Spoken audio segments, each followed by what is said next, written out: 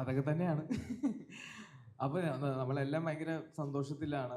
നമുക്ക് ഇങ്ങനെ റെസ്പോൺസ് കിട്ടി. അത് ഈ പറഞ്ഞ പോലെ എല്ലാവർക്കും ഭയങ്കര സന്തോഷം തരുന്നു.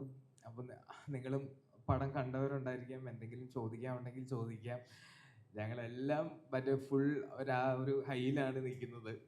അപ്പോൾ നിങ്ങളുടെ സപ്പോർട്ട് വേണം ഇത് ആളുകളിലേക്ക് എത്തിക്കാൻ. ഇനിയും ഇങ്ങനെ സിനിമ ഇറങ്ങിയിട്ടുണ്ട്, അത് ഇത്തരത്തിലുള്ളൊരു മൂവിയാണ് എന്നുള്ളത് നിങ്ങളുടെ സപ്പോർട്ടോടു കൂടിയാണ് നമുക്കും പ്രേക്ഷകരിലേക്ക് ഇനി എത്തിക്കാൻ പറ്റുള്ളൂ. അപ്പോൾ നിങ്ങളുടെ എല്ലാവരുടെയും ഒരു സപ്പോർട്ട് പ്രതീക്ഷിക്കുന്നു.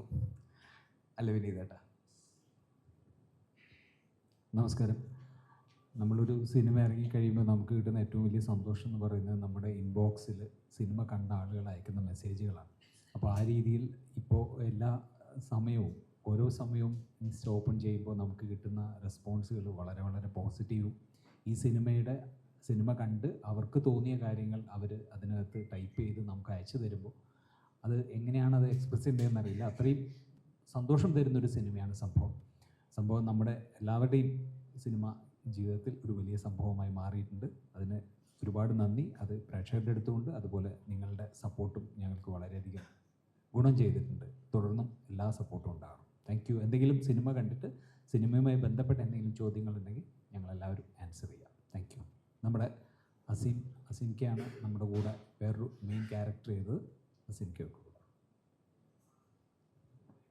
Thanks for coming. ഞങ്ങളങ്ങനെ ഒരു സ്ട്രാറ്റജിയുടെ ഭാഗമായിട്ട് പ്രൊമോട്ട് ചെയ്യാതിരുന്നൊന്നല്ല, വളരെ പരിമിതമായ സാഹചര്യത്തിൽ നിന്നിട്ട് ഇതൊരു റിസ്ക് ഉള്ള ഒരു മലയാളത്തിൽ അങ്ങനെ ആരും ചെയ്തിട്ടില്ലാത്തൊരു പരീക്ഷണമായതുകൊണ്ട് അതിൻ്റെ എല്ലാ ലിമിറ്റേഷൻസും ഉണ്ടായിരുന്നു ഞങ്ങൾക്ക്. ഇപ്പോൾ സിനിമ ജനം സ്വീകരിച്ചിട്ടുണ്ട്, ഇനി അത് കൂടുതൽ ആളുകളിലേക്ക് എത്തണം. ഞങ്ങളുടെ കഴിവിൻ്റെ പരമാവധി ശ്രമിക്കുന്നുണ്ട്. നിങ്ങളുടെ ഭാഗത്തുനിന്നൊരു പിന്തുണ ഉണ്ടെന്ന് വെച്ചെങ്കിൽ കൂടുതൽ റീച്ച് ഉണ്ടാവും. എനിക്ക് തോന്നുന്നു ഇന്ത്യ മുഴുവൻ ശ്രദ്ധിക്കപ്പെടുന്ന രീതിയിൽ വളരാനുള്ള പൊട്ടൻഷ്യലുള്ള സിനിമയായിട്ട് അങ്ങനെ റിവ്യൂ വന്നിട്ടുണ്ട്. നല്ല രീതിയിൽ ശ്രമിച്ചു നോക്കാം. Thank you for coming.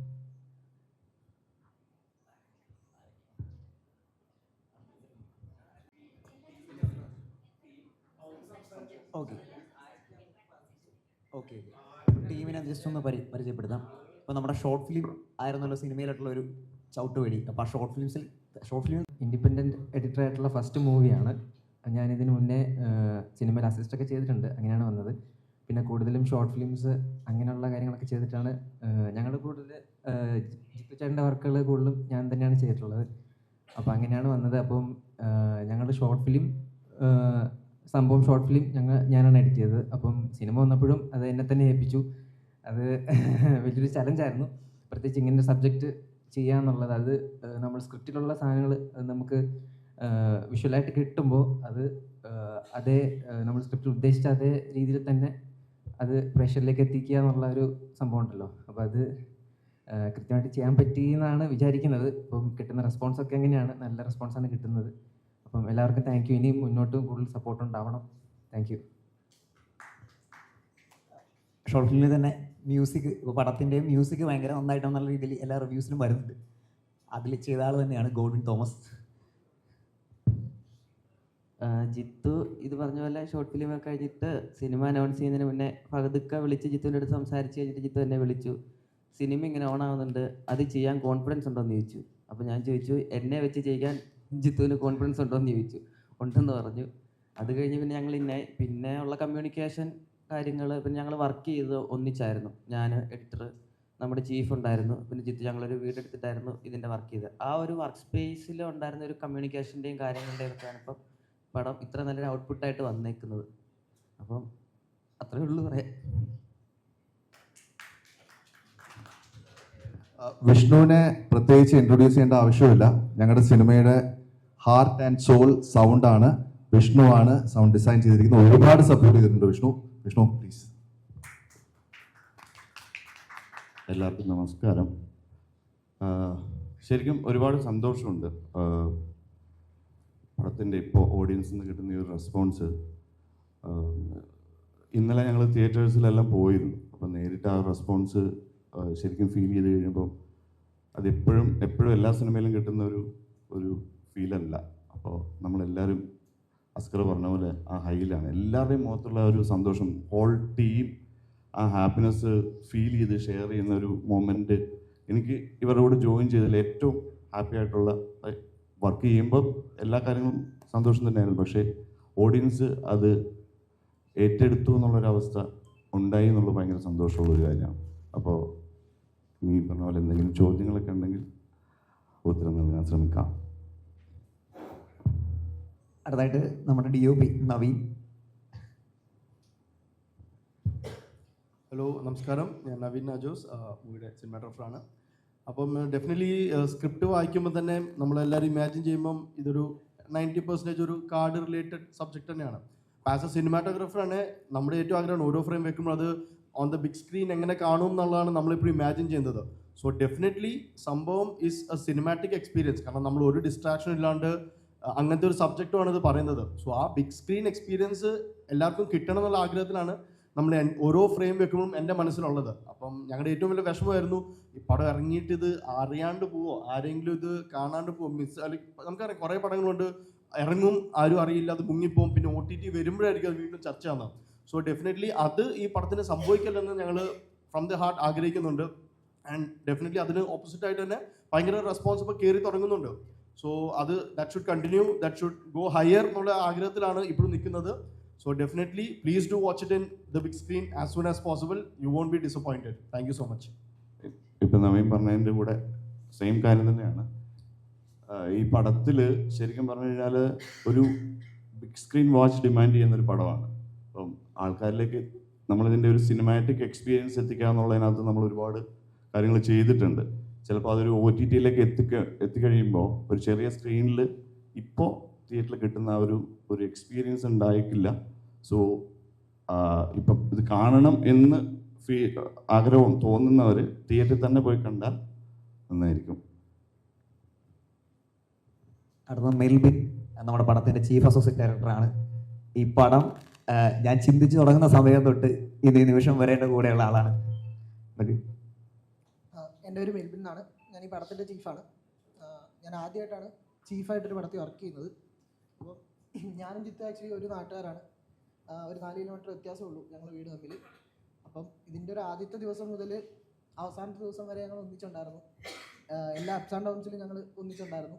അപ്പോൾ ഇതിൻ്റെ സക്സസ് പേഴ്സണലി ഭയങ്കര സന്തോഷമുള്ളൊരു സക്സസ്സാണ്. മെൽബിൻ്റെ കൈ ഒന്ന് കാണിച്ച ഒന്നായിരുന്നു. ആസ് എ ഡയറക്ടർ എനിക്കുള്ളതിനേക്കാൾ കോൺഫിഡൻസ് മെൽബിനുണ്ടായിരുന്നു ഈ സിനിമ. ഇത് സിനിമ ഇറങ്ങുന്നതിന് കുറെ മുമ്പ് അവൻ ചെയ്തതാണ് കേട്ടോ. നമ്മള് ഷൂട്ട് കഴിഞ്ഞിട്ട് ഉടനെ അവൻ പോയി ടാറ്റു അടിച്ചിട്ട് ഞാൻ എത്ര കോൺഫിഡന്റ് ആണോ അത്.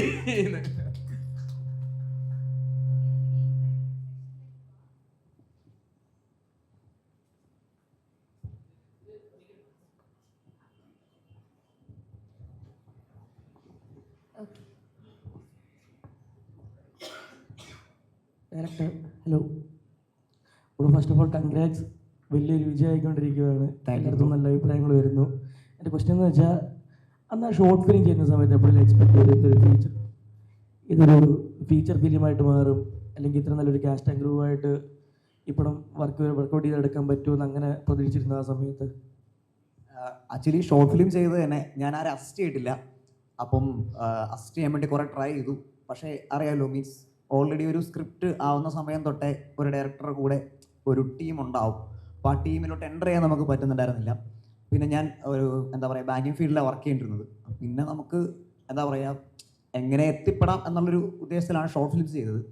അപ്പം ഇതിനു മുമ്പും കുറച്ച് ഷോർട്ട് ഫിലിംസ് ചെയ്തിട്ടുണ്ട്. അപ്പോൾ സംഭവം ആക്ച്വലി സിനിമയായിട്ട് ചെയ്യാൻ വേണ്ടി തന്നെ വെച്ചിരുന്ന ഒരു സ്ക്രിപ്റ്റ് ആയിരുന്നു. ഐഡിയ ആയിരുന്നു, സ്ക്രിപ്റ്റല്ല ഐഡിയ ആയിരുന്നു. അപ്പോൾ അങ്ങനെ ഐഡിയ കുറേ ഇങ്ങനെ എടുത്തു വെച്ചിട്ടുണ്ട്, പക്ഷെ ഒന്നും നടപടി ആവുന്നില്ല. അപ്പോൾ കുറച്ചുകൂടി ബെറ്റർ ആയിട്ടൊരു സിനിമാറ്റിക് എക്സ്പീരിയൻസ് ഉള്ളൊരു ഷോർട്ട് ഫിലിം ചെയ്യണം. അതിൽ കാണിച്ചിട്ട് എങ്ങനെയെങ്കിലും അസിസ്റ്റന്റ് ഡയറക്ടറായിട്ട് കയറണം എന്നുള്ള ആഗ്രഹത്തിലാണ് അത് ചെയ്തത്. പക്ഷേ ആ ഷോർട്ട് ഫിലിം ചെയ്തതിന് ശേഷം ഒരു പ്രൊഡ്യൂസർ നമ്മളെ ഇങ്ങോട്ട് വന്ന് ഒരു സിനിമയായിട്ട് ചെയ്യാം എന്നൊരു ഓപ്പർച്യൂണിറ്റി തരികയായിരുന്നു. അപ്പം പടം ഇത്രത്തോളം ഇപ്പോൾ ഫസ്റ്റ് ഡേ അറിയാമല്ലോ നമുക്കൊരു വിസിബിലിറ്റി കുറവുണ്ടായിരുന്നു. പക്ഷേ എന്നിരുന്നാലും ഫസ്റ്റ് ഡേ തന്നെ ഇത്ര റെസ്പോൺസ് വരുമെന്ന് നമ്മൾ ഒട്ടും പ്രതീക്ഷിച്ചില്ല. Thank you. ആ ചോദ്യത്തിൻ്റെ ഒരു കണ്ടിന്യൂഷനായിട്ട് പറയാം. ഞാൻ ആ ഷോർട്ട് ഫിലിം കണ്ടത് സെപ്റ്റംബർ 2024 ഒരു ഫ്രണ്ടിൻ്റെ വീട്ടിലിരുന്നിട്ടാണ്. കോയിൻസിഡൻ്റ്ലി ആ ഫ്രണ്ടും മറ്റൊരു ഫ്രണ്ടും സിനിമയിൽ എന്നെ കുറച്ച് സപ്പോർട്ടും ചെയ്തിട്ടുണ്ട്. അപ്പോൾ ആ സിനിമ ഞാൻ ഷോർട്ട് ഫിലിംസ് അങ്ങനെ തപ്പിപ്പിടിച്ച് കാണുന്നതാണ്. എന്നിരുന്നാൽ പോലും ഇത് ഒരിക്കലും എൻ്റെ ഫീൽഡിൽ വന്നിട്ടില്ല. അപ്പോൾ അന്നത് കാണുമ്പോൾ വിചാരിക്കുന്നില്ല 1.5 വർഷത്തിന് ശേഷം നമ്മൾ ആ സിനിമയുടെ ഭാഗമാവുമെന്ന്. അപ്പോൾ അന്ന് ആ ഷോർട്ട് ഫിലിം കണ്ടപ്പോൾ ഒരു കമൻ്റ് ഇട്ട് എല്ലാവരും എന്താണ് ചെയ്തു വെച്ചിരിക്കുന്നതെന്ന് ഒരു ക്വസ്റ്റ്യൻ ചോദിച്ചിട്ട് അവിടെ അവസാനിപ്പിക്കാമായിരുന്നു. പക്ഷേ കോയിൻസിഡൻ്റ്ലി ഞാൻ 2024 ഡിസംബറിൽ ഇതിന് മുമ്പ് പ്രൊഡ്യൂസ് ചെയ്തൊരു പടമുണ്ട്, പാൻ ഇന്ത്യൻ സ്റ്റോറി. അത് IFFKക്ക് സെലക്ട് ആവുകയും അതിന് നാട്ടിൽ വന്നപ്പോൾ ഞാൻ ജിത്തുവിനെ കാണുകയും ചെയ്തു. നമ്മൾ കണ്ടത് ജാനുവരിയിലാണെന്നാണ് എൻ്റെ ഓർമ്മ, 2025. ഫെബ്രുവരിയിൽ നമ്മൾ സംസാരിക്കുന്നു. കാര്യം ഞാൻ 9 to 5 വർക്ക് ചെയ്യുന്ന IT വർക്ക് ചെയ്യുന്ന ഒരാളാണ്. ഞാൻ പുറത്ത് US താമസിക്കുന്നത്. അപ്പോൾ ജിത്തുവിൻ്റെ അടുത്ത് ആ വർക്ക് കണ്ടിട്ട് അത് സിനിമയാവണമെന്ന് എനിക്ക് തോന്നി. പിന്നെ ജിത്തു പിന്നെയും പോയി അസിസ്റ്റ് ചെയ്യേണ്ട ആവശ്യമില്ല. അതിൻ്റെ ഏറ്റവും വലിയ ഉദാഹരണമാണ് ഇന്നിപ്പം തിയേറ്ററിൽ ഓടിക്കൊണ്ടിരിക്കുന്ന സംഭവം അധ്യായം. അത് ലോകമെമ്പാടുമുണ്ട്. കാര്യം ഇപ്പോൾ നാട്ടിലുണ്ട്, ഔട്ട്സൈഡ് കേരള ഉണ്ട്, GCCയുടെ യുദ്ധത്തിനിടയിലും നമ്മൾ റിലീസ് ചെയ്തിട്ടുണ്ട്. UK അയർലൻഡിൽ നല്ല രീതിയിൽ ഓടുന്നുണ്ട്. അടുത്ത ആഴ്ച US കാനഡ വരുന്നുണ്ട്, ഓസ്ട്രേലിയ ന്യൂസിലൻഡിൽ വരുന്നുണ്ട്. ആ സിനിമ അത് കാണാൻ ഒരു ചാൻസ് കിട്ടുകയും ഞങ്ങൾ തമ്മിൽ കണക്റ്റ് ആവുകയും എൻ്റെ അടുത്ത് അറ്റ് സം പോയിന്റ് ഈ പ്രൊഡക്ഷൻ തുടങ്ങിയതിന് ശേഷം പലരും ചോദിച്ചിട്ടുള്ളൊരു ചോദ്യമാണ്, ആരെയും അസിസ്റ്റ് ചെയ്തിട്ടില്ലല്ലോ, ഒരുപാട് പ്രായമില്ലല്ലോ, എന്ത് ധൈര്യത്തിൽ. നമുക്ക് ഒരാളെ പരിചയപ്പെടുമ്പോൾ ഒരു ഇൻറ്റ്യൂഷൻ തോന്നും, this is the right person. പിന്നെ കഴിവ്, പിന്നെ കണക്റ്റ് ആവണം. ഇതെല്ലാം വർക്കായി വന്നതുകൊണ്ടാണ് നമ്മൾ കൈ കൊടുത്തത്. ഫെബ്രുവരിയിൽ ഞാൻ ജിത്തുവിൻ്റെ അടുത്ത് ജിത്തു നമുക്കത് ചെയ്യാം, പക്ഷേ എൻ്റെ കയ്യിൽ പൈസ ഇല്ല. പക്ഷേ അതെല്ലാം വന്നു ചേർന്നു. ഇവൻച്വലി നമ്മൾ അത് സംഭവിച്ചു. ഈ സിനിമ നമ്മൾ പ്ലാൻ ചെയ്ത ബഡ്ജറ്റിനേക്കാളും കൂടുതലായി. പക്ഷേ അതെല്ലാം നിങ്ങൾ സ്ക്രീനിൽ കാണുന്നുണ്ട്. അൺകൺവെൻഷനലായി ഞാനൊരു കരിയർ പ്രൊഡ്യൂസറൊന്നുമല്ല, വേറെ ബാക്കപ്പ് ഒന്നുമില്ല. 9 to 5 ജോലി ചെയ്യുന്നവർക്കും സിനിമ പ്രൊഡ്യൂസ് ചെയ്യാൻ പറ്റും, സിനിമ ഡയറക്റ്റ് ചെയ്യാൻ പറ്റും, ആക്ട് ചെയ്യാൻ പറ്റും, എല്ലാം പറ്റും. പക്ഷേ അതിന് ഇപ്പം ചോദിച്ച ആ ചോദ്യത്തിന് കണ്ടിന്യൂഷനായിട്ട് പറയുകയാണ്, നിങ്ങളുടെ സപ്പോർട്ട് വേണം. മെയിനായിട്ട് ഒരു ട്രഡീഷണൽ ഒരു ഫിലിം ഇൻഡസ്ട്രിയിൽ നടക്കുന്ന കാര്യമല്ല. എന്തിന് ആരെയും അസിസ്റ്റ് ചെയ്യാത്ത ഒരാളെ ട്രസ്റ്റ് ചെയ്തു? I don't have an answer for that. ജിത്തുവിൽ എനിക്ക് ട്രസ്റ്റ് ഉണ്ടായിരുന്നു. ജിത്തുവിൻ്റെ കമ്മിറ്റ്മെൻറ്റ് ടുവേർഡ്സ് ദ മൂവിയിൽ ട്രസ്റ്റ് ഉണ്ടായിരുന്നു. അതാണ് ഇതിന്ന് ബിഗ് സ്ക്രീനിലെത്തിയത്. പിന്നെ ബാക്കി എല്ലാവരും വന്നു ചേരുകയാണ്. ഒരു കാര്യം കൂടി എനിക്ക് പറയണമെന്നുണ്ട്. കഴിഞ്ഞ 1 വർഷത്തിനിടയിൽ എനിക്ക് 4 പിള്ളേരുണ്ട്, ഒരു ഭാര്യയുണ്ട്. ഞാൻ അവരോട് സംസാരിച്ചതിനേക്കാളും കൂടുതൽ ഞാൻ ജിത്തുവിനോട് സംസാരിച്ചിട്ടുള്ളൂ. ഒരു 3 മണിക്കൂർ 4 മണിക്കൂർ ഡെയിലി സംസാരിക്കാറുണ്ട്. ജിത്തു അങ്ങനെയുണ്ട്. കാര്യം ഒരുപാട് എഫേർട്ട് ഇതിൽ ഇട്ടിട്ടുണ്ട് എല്ലാവരും. തീർച്ചയായിട്ടും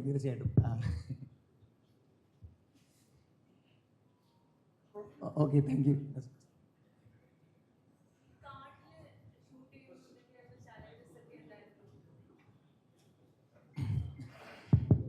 ചലഞ്ചസ് നമ്മൾ ആക്ച്വലി ഒരു പാലക്കാട് ധോണി ഫോറസ്റ്റിലാണ് നമ്മൾ ഷൂട്ട് ചെയ്തത്. അപ്പോൾ നമുക്കൊരു രാവിലെ ഒരു 7 മണി തൊട്ട് വൈകിട്ട് ഒരു 6 മണി വരെയാണ് പെർമിഷൻ ഉള്ളത്. പക്ഷേ നിർഭാഗ്യവശാൽ നമ്മൾ ഷൂട്ട് ചെയ്ത എല്ലാ ദിവസങ്ങളിലും ഉച്ചയ്ക്ക് ശേഷം മഴയായിരുന്നു. അപ്പോൾ നമുക്ക് ഇത്ര ദിവസം അവിടെ ഷൂട്ട് ചെയ്യാൻ പറ്റുള്ളൂ, അതിനുള്ള പെർമിഷൻ നമ്മുടെ കയ്യിലുള്ളൂ. ഷൂട്ടിംഗ് ഡേയ്സ് കൂടാൻ പാടില്ല. എല്ലാ ദിവസങ്ങളും ഓൾമോസ്റ്റ് എല്ലാ ദിവസങ്ങളും ഒരു 3:30 തൊട്ട് മഴയാണ്.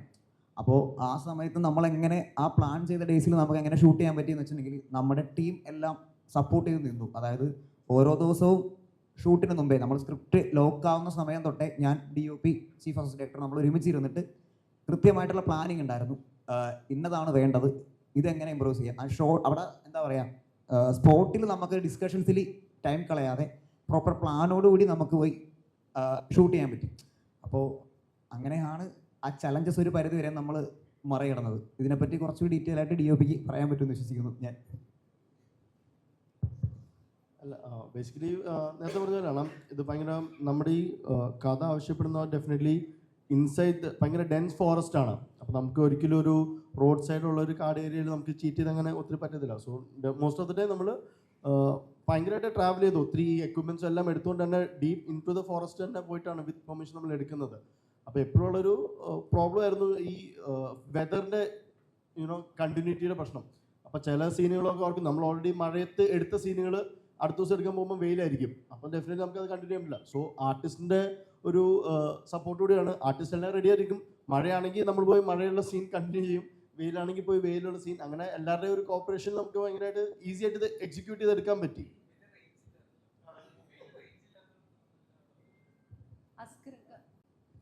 ഇക്കയുടെ കഥാപാത്രത്തിൽ ഭയങ്കര വ്യത്യസ്തമാണ്. എല്ലാവരും നല്ല അഭിപ്രായങ്ങൾ പറയുന്നുണ്ട്, ഒരുപാട് കയ്യടികൾ കിട്ടുന്നുണ്ട്. ഓരോ ക്യാരക്ടേഴ്സും സെലക്ട് ചെയ്യുമ്പോൾ എന്തൊക്കെയാണ് അതിന് പ്രിപ്പയർ ചെയ്യുന്നത് ഒരു ക്യാരക്ടറിലേക്ക് ഇറങ്ങിച്ചെല്ലാനായിട്ട്? എന്തോ ഭാഗ്യം കൊണ്ട് ഇതെല്ലാം എന്നെ കൊണ്ട് എങ്ങനെ ചെയ്യിപ്പിക്കണമെന്ന് പ്രിപ്പയർഡ് ആയിട്ട് വന്ന ഡയറക്ടേഴ്സാണ്. അതുകൊണ്ടാണ് എനിക്ക് ജിത്തു തന്നൊരു സപ്പോർട്ടും അല്ലെങ്കിൽ അവൻ എങ്ങനെ ആ ക്യാരക്ടർ എനിക്ക് പറഞ്ഞു തന്നു, എങ്ങനെയാണ് ഞാൻ പെരുമാറേണ്ടതെന്ന് എന്നെ പഠിപ്പിച്ചു തന്നു. ആ ഒരു അതും കൂടെ ചേരുമ്പോഴാണ്, അതിൻ്റെ കൂടെ ഞാൻ ഹാർഡ് വർക്കും കൂടെ ചെയ്യുമ്പോൾ എന്താ ഭാഗ്യം. എന്തൊക്കെയാണ് എടുത്ത പ്രിക്കോഷൻസ് ഒക്കെ എന്തൊക്കെയാണ്? ഈ കാട്ടിലൊക്കെ പോയി ഷൂട്ട് ചെയ്യുമ്പോൾ എടുത്ത എന്തെങ്കിലുമൊക്കെ ചെയ്തിരുന്നോ? ഇല്ല, അങ്ങനെ പ്രത്യേകിച്ചൊന്നും നമ്മൾ ചെയ്തിട്ടില്ലല്ലോ. എന്തെങ്കിലും ഇഞ്ചക്ഷൻ വല്ലതും എടുത്തിട്ടാണ്? അല്ല, പക്ഷെ അട്ടയില്ലായിരുന്നു ആ കാട്ടില്, അതുകൊണ്ട് നമുക്ക് അങ്ങനത്തെ പിന്നെ ചെറിയ അണലി ഇതൊക്കെ ഉള്ളായിരുന്നു. അല്ല, പെരുമ്പാമ്പ് തുടങ്ങിയ ഇതുള്ളൂ. പിന്നെ നമ്മൾ അതൊക്കെ ആയിട്ട് ഭയങ്കര അഡ്ജസ്റ്റ് ആയി, നമ്മൾ ഫ്രണ്ട്സ് ആയി ഭയങ്കര പെട്ടെന്ന്. അത് ഹാപ്പിയായിരുന്നു, ഷൂട്ടെല്ലാം അടിപൊളിയായിരുന്നു. വിനീതേട്ടാ, നമ്മൾ ചെറുപ്പം തൊട്ട് കണ്ടുവരുന്ന ഒരു ആക്ടറാണ്. വ്യത്യസ്തമായിട്ടുള്ള കഥാപാത്രങ്ങൾ ഇപ്പം ചെയ്ത് നമ്മളിങ്ങനെ ഞെട്ടിപ്പിച്ചുകൊണ്ടിരിക്കുകയാണ്. ഈ വിജയം എങ്ങനെയാണ് കാണുന്നത് ശരിക്കും? ഈ വിജയം ഒരു നടൻ എന്നുള്ള രീതിയിൽ എന്നെ സംബന്ധിച്ചിടത്തോളം ഞാൻ ഇതുവരെ ഒരു പോലീസ് ക്യാരക്ടർ ചെയ്തിട്ടില്ല. അപ്പോൾ എനിക്ക് ആക്ടർ എന്നുള്ള രീതിയിൽ എനിക്ക് വളരെ സന്തോഷമുണ്ട്. ഞാൻ ഇതുവരെ ചെയ്യാത്തൊരു ക്യാരക്ടർ ചെയ്യുന്നു എന്നുള്ളത്. എന്നെ അതിനേക്കാൾ ഏറെ സന്തോഷിപ്പിക്കുന്നത് ഒരു പുതിയൊരു ടീം സിനിമയിലേക്ക് വരുന്നു. അത് ഇപ്പോൾ ജിത്തു പറഞ്ഞതുപോലെ ജിത്തുവിൻ്റെ കൂടെ വർക്ക് ചെയ്യുന്നതിൽ കൂടുതൽ പേരും നമ്മളങ്ങനെ സിനിമയിൽ ഒരുപാട് പേര് കേട്ടിട്ടുള്ള ആളുകളല്ല. അപ്പോൾ അങ്ങനെ ഒരു സിനിമ വരികയും ആ സിനിമ ശ്രദ്ധിക്കപ്പെടുകയും ചെയ്യുമ്പോൾ കിട്ടുന്ന ഒരു സന്തോഷമുണ്ട്. നമ്മൾ ഇത്രയും വർഷം സിനിമയിൽ നിൽക്കുമ്പോൾ ഇത്തരം ചെറിയ ചെറിയ വിജയങ്ങളുണ്ടല്ലോ, ഇതിപ്പോൾ വലിയ വിജയമാണ്. ഞാൻ പറയുന്നത് ചെറിയൊരു ടീം ചെറുതായി വന്നിട്ട് വലുതാവുക എന്ന് പറയുന്നത് കാണുമ്പോൾ കിട്ടുന്നൊരു സന്തോഷം എനിക്ക്, ഞാനത് വളരെ സിൻസിയറായിട്ട് പറയുന്നതാണ്. കാരണം എൻ്റെ പേഴ്സണൽ സക്സസിനേക്കാൾ കൂടുതൽ എനിക്കത് ഭയങ്കര സന്തോഷം തരുന്നത്. ജിത്തു എൻ്റെ അടുത്ത് ആദ്യം വിളിച്ചിട്ട് കഥ പറയാൻ എൻ്റെ അടുത്ത് വരുന്നതിന് മുമ്പ് എന്നോട് ചോദിച്ചൊരു കാര്യം, ചേട്ടൻ ഇങ്ങനെ ഒരു ഷോർട്ട് ഫിലിം ഉണ്ട്, ഇതൊന്ന് കാണുമോ? കാരണം എനിക്ക് കഥ പറയുന്നതിന് മുമ്പ് ചേട്ടൻ അത് കണ്ടാൽ എനിക്ക് സന്തോഷമാണ് എന്ന് പറഞ്ഞു. ഞാൻ ഇമ്മീഡിയറ്റ് കാണുകയും കണ്ടു കഴിഞ്ഞിട്ട് ഞാൻ ആ സന്തോഷത്തിൽ തന്നെയാണ് ഞാൻ ജിത്തുവിനെ വിളിക്കുന്നത്, നാളെ തന്നെ വാ നമുക്ക് കേൾക്കാം എന്താണ്. അപ്പോൾ അത് നമുക്ക് തരുന്നൊരു കോൺഫിഡൻസ് ഉണ്ട്. കാരണം എപ്പോഴും ഞാൻ മനസ്സിലാക്കിയെടുത്തോളം ആക്ടേഴ്സ് പൊതുവേ ഭയങ്കര ഇൻസെക്യൂരിറ്റി ഉള്ള ആളുകളാണ്. കാരണം നമുക്കറിയില്ല നമ്മളുടെ അടുത്ത് കഥ പറയുന്ന ആൾ അത് എങ്ങനെ വിഷ്വൽ ചെയ്യും. അവർക്കതിൻ്റെ എസ്പെഷ്യലി ഇതിനു മുമ്പ് സിനിമയുമായിട്ട് വേറൊരു രീതിയിൽ ബന്ധപ്പെട്ടിട്ടില്ലാത്ത ജിത്തുവിനെ പോലൊരാൾ വരുമ്പോൾ, പക്ഷേ ആ ഷോർട്ട് ഫിലിം കണ്ടാൽ അറിയാം ഇയാൾക്ക് പണിയറിയാം. അപ്പോൾ അങ്ങനെ പണിയറിയുന്ന ഒരു സംവിധായകൻ്റെ കൂടെ വർക്ക് ചെയ്യുക, പണിയറിയുന്ന ക്യാമറാമാൻ, പണിയറിയുന്ന മ്യൂസിക് ഡയറക്ടർ, എഡിറ്റർ, അങ്ങനെ എല്ലാം പുതിയ ആളുകളെയാണ് ഞാൻ പറയുന്നത്. അത് കഴിഞ്ഞിട്ട് ഞങ്ങളുടെ ഏറ്റവും വലിയ അടിലെന്ന് പറഞ്ഞാൽ ഞാൻ ജിത്തും നിരന്തരം ഡിസ്കഷൻസ് ഉണ്ടാവാറുണ്ട് നമ്മുടെ ഇതിൻ്റെ കഥയെക്കുറിച്ചിട്ടായാലും. കാരണം നമ്മൾ സ്ഥിരം കണ്ടിട്ടുള്ളൊരു ജോണർ അല്ലല്ലോ.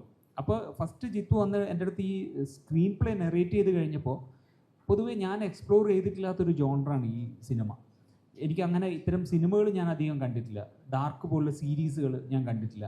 അപ്പോൾ നമുക്ക് ഒരു പേഴ്സണൽ ടേസ്റ്റ് ഉണ്ടാവുമല്ലോ. അപ്പോൾ എൻ്റെ ടേസ്റ്റിൽ വരാത്തൊരു ജോണറാണിത്. പക്ഷേ ആ ഷോർട്ട് ഫിലിം എനിക്ക് ഇഷ്ടാവുകയും ചെയ്തിട്ടുണ്ട്. അപ്പോൾ ജിത്തു കഥ പറഞ്ഞതിന് ശേഷം ഞാൻ ഇത്തരം ജോണറിലുള്ള സിനിമകൾ ഗൂഗിൾ ചെയ്ത് കണ്ടുപിടിച്ച് ഞാനങ്ങനെ ഒരു 6-7 സിനിമകൾ പ്രോപ്പറായിട്ട് എടുത്തു വെച്ച് ഒരു ദിവസം ജിത്തു വിളിക്കുമ്പോൾ ഞാൻ അങ്ങനെ ഒരു സിനിമ കാണുമായിരുന്നു. അപ്പോൾ ജിത്തുവിനോട് ഞാൻ പറഞ്ഞു, ജിത്തു ഞാനിങ്ങനെ ഒരു സിനിമ കണ്ടുകൊണ്ടിരിക്കുകയാണ്, ഈ ജോണറൊന്ന് അറിയാൻ വേണ്ടി. അപ്പോൾ എന്നോട് പറഞ്ഞു, ജിത്തു പറഞ്ഞു, ചേട്ടാ എനിക്കും കൂടെ ഒന്ന് സജസ്റ്റ് ചെയ്യും. അപ്പോൾ ഞാൻ എടുത്തു വെച്ച 5 സിനിമകളുടെ പേര് പറഞ്ഞപ്പോൾ ഇത് 5 ഞാൻ കണ്ടതാണ്, വേറെ ഉണ്ടോ എന്ന് ചോദിച്ചു. അപ്പോൾ ഞാൻ പറഞ്ഞു, ഇത് 5 നീ കണ്ടതാണെങ്കിൽ പിന്നെ ഇനി ഞാനിത് കാണേണ്ട കാര്യമില്ല, കാരണം നിനക്കിതിനെക്കുറിച്ച് വ്യക്തമായിട്ടുള്ള ധാരണയുണ്ട്. അപ്പോൾ അങ്ങനെ ഒരു ധാരണ നിനക്കുണ്ടെങ്കിൽ പിന്നെ ഞാനെന്തിനാ പേടിക്കേണ്ട കാര്യം. അപ്പോൾ അങ്ങനെ ആ ജോണറിനെ കുറിച്ചിട്ട് വളരെ കൃത്യമായിട്ടുള്ള ധാരണ ജിത്തുവിനുണ്ട് എന്നുള്ളതാണ് എൻ്റെ കോൺഫിഡൻസ് ആ സിനിമയിൽ വർക്ക് ചെയ്യുമ്പോൾ ഉണ്ടായിരുന്നത്. കാരണം ഓരോ ദിവസവും എനിക്ക് ഓരോ സംശയങ്ങൾ വരും. നമ്മൾ ചെയ്തുകൊണ്ടിരിക്കും, ഇതെങ്ങനെയാണ് എൻ്റെ ചേച്ചീനെ ഞാൻ ഇപ്പോഴെങ്ങനെയാണ് കാണുന്നത്, അതെങ്ങനെയാണ് അപ്പോൾ ആ ഒരു ടൈം സ്പേസ്, ഞാനത് കഥ റിവീൽ ചെയ്യല്ല, പക്ഷേ ആ ജോണറിൽ അങ്ങനെ ഓരോ ലൂപ്പിലേക്ക് പോകുമ്പോഴും അത് കൃത്യമായിട്ട് അത് എന്തുകൊണ്ട് അങ്ങനെ ആവുന്നില്ല എന്നുള്ളതിനെക്കുറിച്ചുള്ള ഒരു ധാരണ ജിത്തുവിനുണ്ടായിരുന്നു. അപ്പോൾ അത്തരത്തിൽ ഇങ്ങനെ ഒരു ടീമിൻ്റെ കൂടെ വർക്ക് ചെയ്യുമ്പോൾ കിട്ടുന്ന ഒരു സന്തോഷമുണ്ടല്ലോ നമുക്ക്. അപ്പോൾ പിന്നീട് നമ്മളിങ്ങനെ ഓരോ കാര്യങ്ങൾ ഡിസ്കസ് ചെയ്യുമ്പോഴാണ് നമുക്കിതിനകത്ത് സൗണ്ട് എന്ന് പറയുന്നത് ഭയങ്കര ഇമ്പോർട്ടൻ്റ് ആണ്. അപ്പോൾ അതിനകത്ത് നമുക്ക് ഇപ്പോൾ ഈ പറയുന്നത് പോലെ ഷോർട്ട് ഫിലിമിൽ വർക്ക് ചെയ്ത ബാക്കി എല്ലാ ഡിപ്പാർട്ട്മെൻറ്റിലും പുതിയ ആളുകളുണ്ടെങ്കിലും ഏറ്റവും എക്സ്പീരിയൻസ്ഡ് ആയിട്ടുള്ള ഒരാൾ, അതും ഏറ്റവും എക്സൽ ചെയ്യുന്ന ഒരാൾ നമുക്ക് സൗണ്ട് ഡിപ്പാർട്ട്മെൻറ്റിൽ വേണം എന്നുള്ളത് ഒരു തീരുമാനം ഉണ്ടായിരുന്നു. അങ്ങനെയാണ് നമ്മുടെ വിഷ്ണു ഇതിലേക്ക് എത്തുന്നത്. അപ്പോൾ അതും കൂടെ വന്നപ്പോൾ സിനിമ നമ്മൾ വിചാരിച്ചതിന് അപ്പുറത്തേക്ക് ഒരു ലെയറും കൂടെ നമുക്ക് കയറി സിനിമ ആളുകളിലേക്ക് എത്താൻ നമുക്ക് ഹെൽപ്പ് ചെയ്തു. അങ്ങനെ ഈ ഒരു ടീമിന് ഇപ്പോൾ ഞാനും ഒരുപക്ഷെ വിഷ്ണു ആയിരിക്കും കുറച്ച് അധികം സിനിമകൾ വർക്ക് ചെയ്ത ഇതിനകത്തുള്ള ആളുകൾ, പിന്നെ സിനിമയ്ക്കാണ് സീനിയർ ആയിട്ടുള്ള. അപ്പം നമ്മുടെ ഈ ഒരു ടീം ഭയങ്കര രസമായിരുന്നു. നമുക്ക് ഷൂട്ടിംഗ് വർക്ക് ചെയ്യുന്ന ഓരോ ദിവസവും ഞങ്ങളുടെ അവിടുത്തെ കാടാണ്, ഞങ്ങൾക്ക് ഒരുപാട് ബുദ്ധിമുട്ടുകളുണ്ടായിരുന്നു. ഒരു ദിവസം ഷൂട്ടിങ്ങിന് പോകുന്ന സമയത്ത് ശരിക്കും ഞങ്ങൾക്ക് അവിടെ ഒറ്റ വഴിയേ ഉണ്ടായിരുന്നു. ആ വഴി ഒരു മരം വീണ് അങ്ങനെ നിൽക്കുകയായിരുന്നു. അപ്പോൾ നമ്മൾ രാവിലെ റെഡിയായി പ്ലാൻ ചെയ്ത്, അപ്പോൾ വളരെ ലിമിറ്റഡ് ബഡ്ജറ്റിൽ നമ്മൾ അത്രയും ടൈറ്റ് ഷെഡ്യൂളിൽ വർക്ക് ചെയ്യാറ്. അപ്പോൾ ഈ മരം പിന്നെ നമുക്ക് ആ ഷൂട്ട് നമുക്ക് ഇനി അത് നീക്കിയാലേ പറ്റുള്ളൂ. അപ്പോഴേക്കും ആന ഉണ്ടായിരുന്നു അവിടെ തന്നെ കാട്ടിൽ, നമ്മൾ ഇതിനു വേണ്ടി ഉപയോഗിക്കും. അപ്പോൾ ആനേനെ കൊണ്ടുവന്ന് അത് നീക്കി പിന്നെയാണ് നമ്മൾ ഷൂട്ട് ചെയ്യുന്നത്. പക്ഷേ എന്ത് അവിടെ ഒരു ഹഡിലുണ്ടായാലും അതിനപ്പം തന്നെ ഒരു ആൾട്ടർനേറ്റീവ് ജിത്തു അപ്പോൾ പ്ലാൻ ചെയ്യും. മഴ പെയ്താൽ മഴയത്ത് ഷൂട്ട് ചെയ്യാം, മഴ ഇല്ലെങ്കിൽ മഴയില്ലാതെ ഷൂട്ട് ചെയ്യാം. അപ്പോൾ അങ്ങനെ ഭയങ്കര രസമല്ലേ നമുക്ക് ഈ പുതിയ ആളുകളുടെ കൂടെ വർക്ക് ചെയ്യുമ്പോൾ നമുക്കും പലതും അതിനകത്ത് പഠിക്കാറുണ്ട്. അപ്പോൾ അത്തരത്തിൽ ഭയങ്കര രസമുള്ളൊരു ടീം. പിന്നെ അസ്കറും ഈ പറയുന്ന രീതിയിൽ നമുക്ക് അവിടെയുള്ള നമ്മളുടെ സമയങ്ങൾ ഏറ്റവും സന്തോഷമാകുന്ന നമ്മുടെ കോസ്റ്റാർസ് നമുക്ക് ഏറ്റവും കൂടുതൽ സപ്പോർട്ടീവായിട്ട് നിൽക്കുമ്പോഴാണ്. അപ്പോൾ ആ രീതിയിൽ ഭയങ്കര ഒരു ഫ്രണ്ട് സർക്കിൾ നമ്മുടെ ഇടയിൽ ഉണ്ടായിട്ടുണ്ട്. അതൊക്കെ തന്നെയാണ് ഇത് സക്സസ് ആകുമ്പോൾ എന്താണെന്നറിയോ, എന്തൊക്കെ നമ്മളുടെ സന്തോഷം ഉണ്ടെന്ന് പറഞ്ഞാലും പടം തിയേറ്ററിൽ വന്ന ആളുകൾക്ക് ഇഷ്ടമായ മാത്രമേ ഈ സന്തോഷത്തിനെ കൊണ്ട് നമുക്കെന്തെങ്കിലും അല്ലാതെ നമ്മളവിടെ സന്തോഷിച്ചു എന്ന് പറഞ്ഞിട്ട് കാര്യമില്ല. ആ രീതിയിൽ സിനിമ പ്രേക്ഷകർക്ക് ഭയങ്കര സന്തോഷമാവുന്നുണ്ടെന്നുള്ളത് നമ്മളിപ്പോൾ തിയേറ്റർ വിസിറ്റ് ചെയ്യുമ്പോഴും അതുപോലെ നമുക്ക് ഈ പറയുന്ന ഞാൻ നേരത്തെ പറഞ്ഞ പോലെ നമുക്ക് കിട്ടുന്ന റെസ്പോൺസ് ആയാലും അത് ഭയങ്കര സന്തോഷമുണ്ട്. അതൊക്കെ തന്നെയാണ്. ഈ സംഭവത്തിൽ വരുമ്പം കണ്ടൊരു മൂവി ഉണ്ടെന്ന് പറഞ്ഞില്ല 5 സിനിമ. അപ്പോൾ അങ്ങനെ കഥാപാത്രങ്ങൾ മോൾഡ് ചെയ്തെടുക്കാൻ ആ സിനിമകളൊക്കെ സഹായിച്ചിട്ടുണ്ടോ? ഒരു 2 സിനിമയൊന്ന് പറയാമോ? അല്ല, ഞാൻ കഥാപാത്രത്തെ മോൾഡ് ചെയ്യാൻ വേണ്ടിയിട്ടല്ല ഞാൻ ശരിക്കും സിനിമ. എനിക്ക് ആ ജോണറിനോട് ഞാൻ പറഞ്ഞില്ലേ, ഞാൻ അങ്ങനത്തെ സിനിമകൾ അല്ലെങ്കിൽ അത് എൻ്റെ ടേസ്റ്റിൽ ഇല്ലാത്തൊരു ജോണർ ആയതുകൊണ്ട് അത് എനിക്കൊന്ന് പരിചയപ്പെടാൻ വേണ്ടിയിട്ടാണ്. ഐ മീൻ എങ്ങനെയാണ് ഈ ഇത്തരം സബ്ജക്റ്റുകൾ വർക്ക് ചെയ്യുന്നതെന്ന് അറിയാൻ. കാരണം അപ്പോഴെനിക്ക് കുറച്ചുകൂടി ഒരു കോൺഫിഡൻസ് കിട്ടും ആ സിനിമ ചെയ്യാൻ. അല്ലാതെ ക്യാരക്ടറിന് വേണ്ടിയിട്ട് ഞാനൊന്നും ചെയ്യാറില്ല. കാരണം അത് ആ സ്പേസിൽ എത്തുന്ന സമയത്ത് ആസ് എ ഡയറക്ടർ അദ്ദേഹം തരുന്ന ഫീഡ്ബാക്ക് ഉണ്ട്. ആ ക്യാരക്ടറിൻ്റെ ഡീറ്റെയിൽസ് ഞാൻ ചോദിച്ചുകൊണ്ടേയിരിക്കും. ആ ചോദിച്ച് കഴിയുമ്പോൾ പിന്നെ എനിക്ക് അവിടെ വരുന്ന ഓർഗാനിക്കായിട്ട് വരുന്നത് ബിഹേവ് ചെയ്യാന്നല്ലാതെ അതിന് വേണ്ടിയിട്ട് ഒരു പ്രാക്ടീസ് ഞാൻ ചെയ്യാറില്ല. അപ്പോൾ ഈ ക്യാരക്ടറാണെങ്കിൽ കുറച്ച് കോംപ്ലക്സ് ആയിട്ടുള്ള ഒരു ക്യാരക്ടറാണ്. അയാൾ കുറച്ചുകൂടെ ലൗഡായിട്ടാണ് പെർഫോം ചെയ്യുന്നത്. അതിന് അയാൾക്കൊരു പാസ്റ്റ് ഉണ്ട്. അപ്പോൾ ആ പാസ്റ്റ് ജിത്തു എനിക്ക് കൃത്യമായിട്ട് ഫീഡ് ചെയ്തതുകൊണ്ട് നമുക്കത് ഭയങ്കര ഈസി ഉണ്ടായിരുന്നു. പിന്നെ ചില സ്ഥലങ്ങളിൽ ജിത്തുവിൻ്റെ രസമുള്ള വേറൊരു കാര്യം പറഞ്ഞുതരാം. അതായത് ജിത്തുവിൻ്റെ ടീമും ആക്ച്വലി വിജയ് ഫാൻസിൻ്റെ അസോസിയേഷൻ്റെ മെയിൻ ആളുകളായിരുന്നു. അപ്പോൾ അതുകൊണ്ടാണ് നമുക്കിതിൽ താങ്ക്സ് കാർഡിൽ വിജയ് കാണാം. വിജയ്ക്കൊരു താങ്ക്സ്. അപ്പോൾ വിജയ് സാറിൻ്റെ സിനിമകൾ സ്ഥിരം കണ്ടുകൊണ്ടിരിക്കുന്ന ഈ ടീമിൽ നിന്നാണ് ഇവരൊരു ടീം ഫോം ചെയ്യുന്നത്, ആ ഫാൻസ് അസോസിയേഷൻ. അപ്പോൾ അത് ഒരുപക്ഷെ എൻ്റെ ഇൻട്രൊഡക്ഷനിൽ ആ സാധനം കാണാം. അപ്പം ഞാൻ ജിത്തുവിൻ്റെ അടുത്ത് പറയും ചെയ്തു, ജിത്തു ഇതിനകത്തൊരു ചെറിയ വിജയ് ഫാൻ കയറി കളിക്കുന്നുണ്ട്. അപ്പോൾ അത്തരത്തിൽ അതൊക്കെ ഭയങ്കര രസമായിരുന്നു. നമുക്ക് അങ്ങനെ ഒരു കൊടുക്കൽ വാങ്ങലുകൾ എപ്പോഴും ത്രൂ ഔട്ട് ഉണ്ടായിരുന്നു.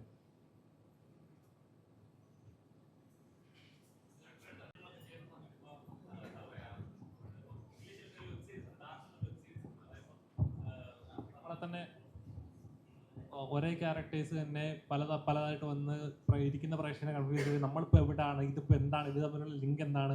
അതൊരു ഡയറക്ടർ ഒരു റൈറ്ററെ സംബന്ധിച്ച് അത് ഒരു വലിയൊരു പോയിന്റാണ്. അതായത് ഇപ്പോൾ ഇരിക്കുന്ന പ്രേക്ഷകനെ കൂടെ കൺഫ്യൂസ് ചെയ്യിക്കുക എന്ന് പറയുന്നത്.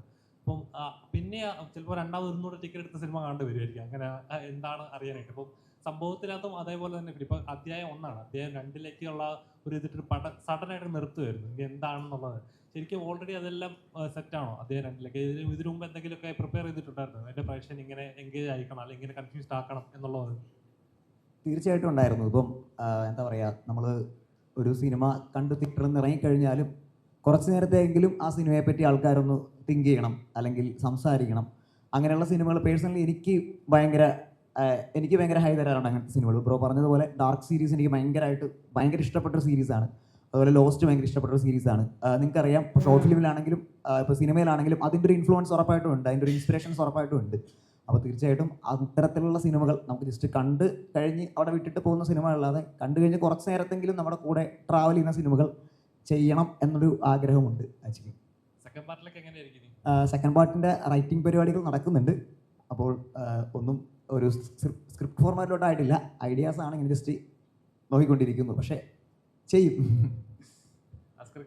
ഇപ്പം നമ്മൾ ചെയ്യുന്ന കഥാപാത്രങ്ങൾ എത്രത്തോളം പ്രേക്ഷകനിലേക്ക് കണക്റ്റ് ആവും എന്നുള്ളത് ഇപ്പോൾ ആക്ടറിനെ സംബന്ധിച്ച് വലിയൊരു ചലഞ്ചിങ് ആണ്. അപ്പം ഇങ്ങനൊരു സ്റ്റോറി, ഇങ്ങനൊരു കഥാപാത്രം ചെയ്യുന്ന സമയത്തേക്ക് എങ്ങനെയാണ് ഇത്? ഒരു ചലഞ്ചിങ് ആയിരിക്കും ഒരേ സമയത്ത് രണ്ട് ഇത് ചെയ്യാന്ന് പറഞ്ഞത് ചെറിയൊരു കാര്യമല്ല. അപ്പം എത്രത്തോളം എൻ്റെ കഥാപാത്രം ഇനി ഒരു വ്യത്യസ്തമായിട്ടൊരു കഥാപാത്രം ആയിരിക്കണം പ്രേക്ഷകരിലേക്ക് ഇൻട്രൊഡ്യൂസ് ചെയ്യുക, അങ്ങനെ ഉണ്ടായിരുന്നു?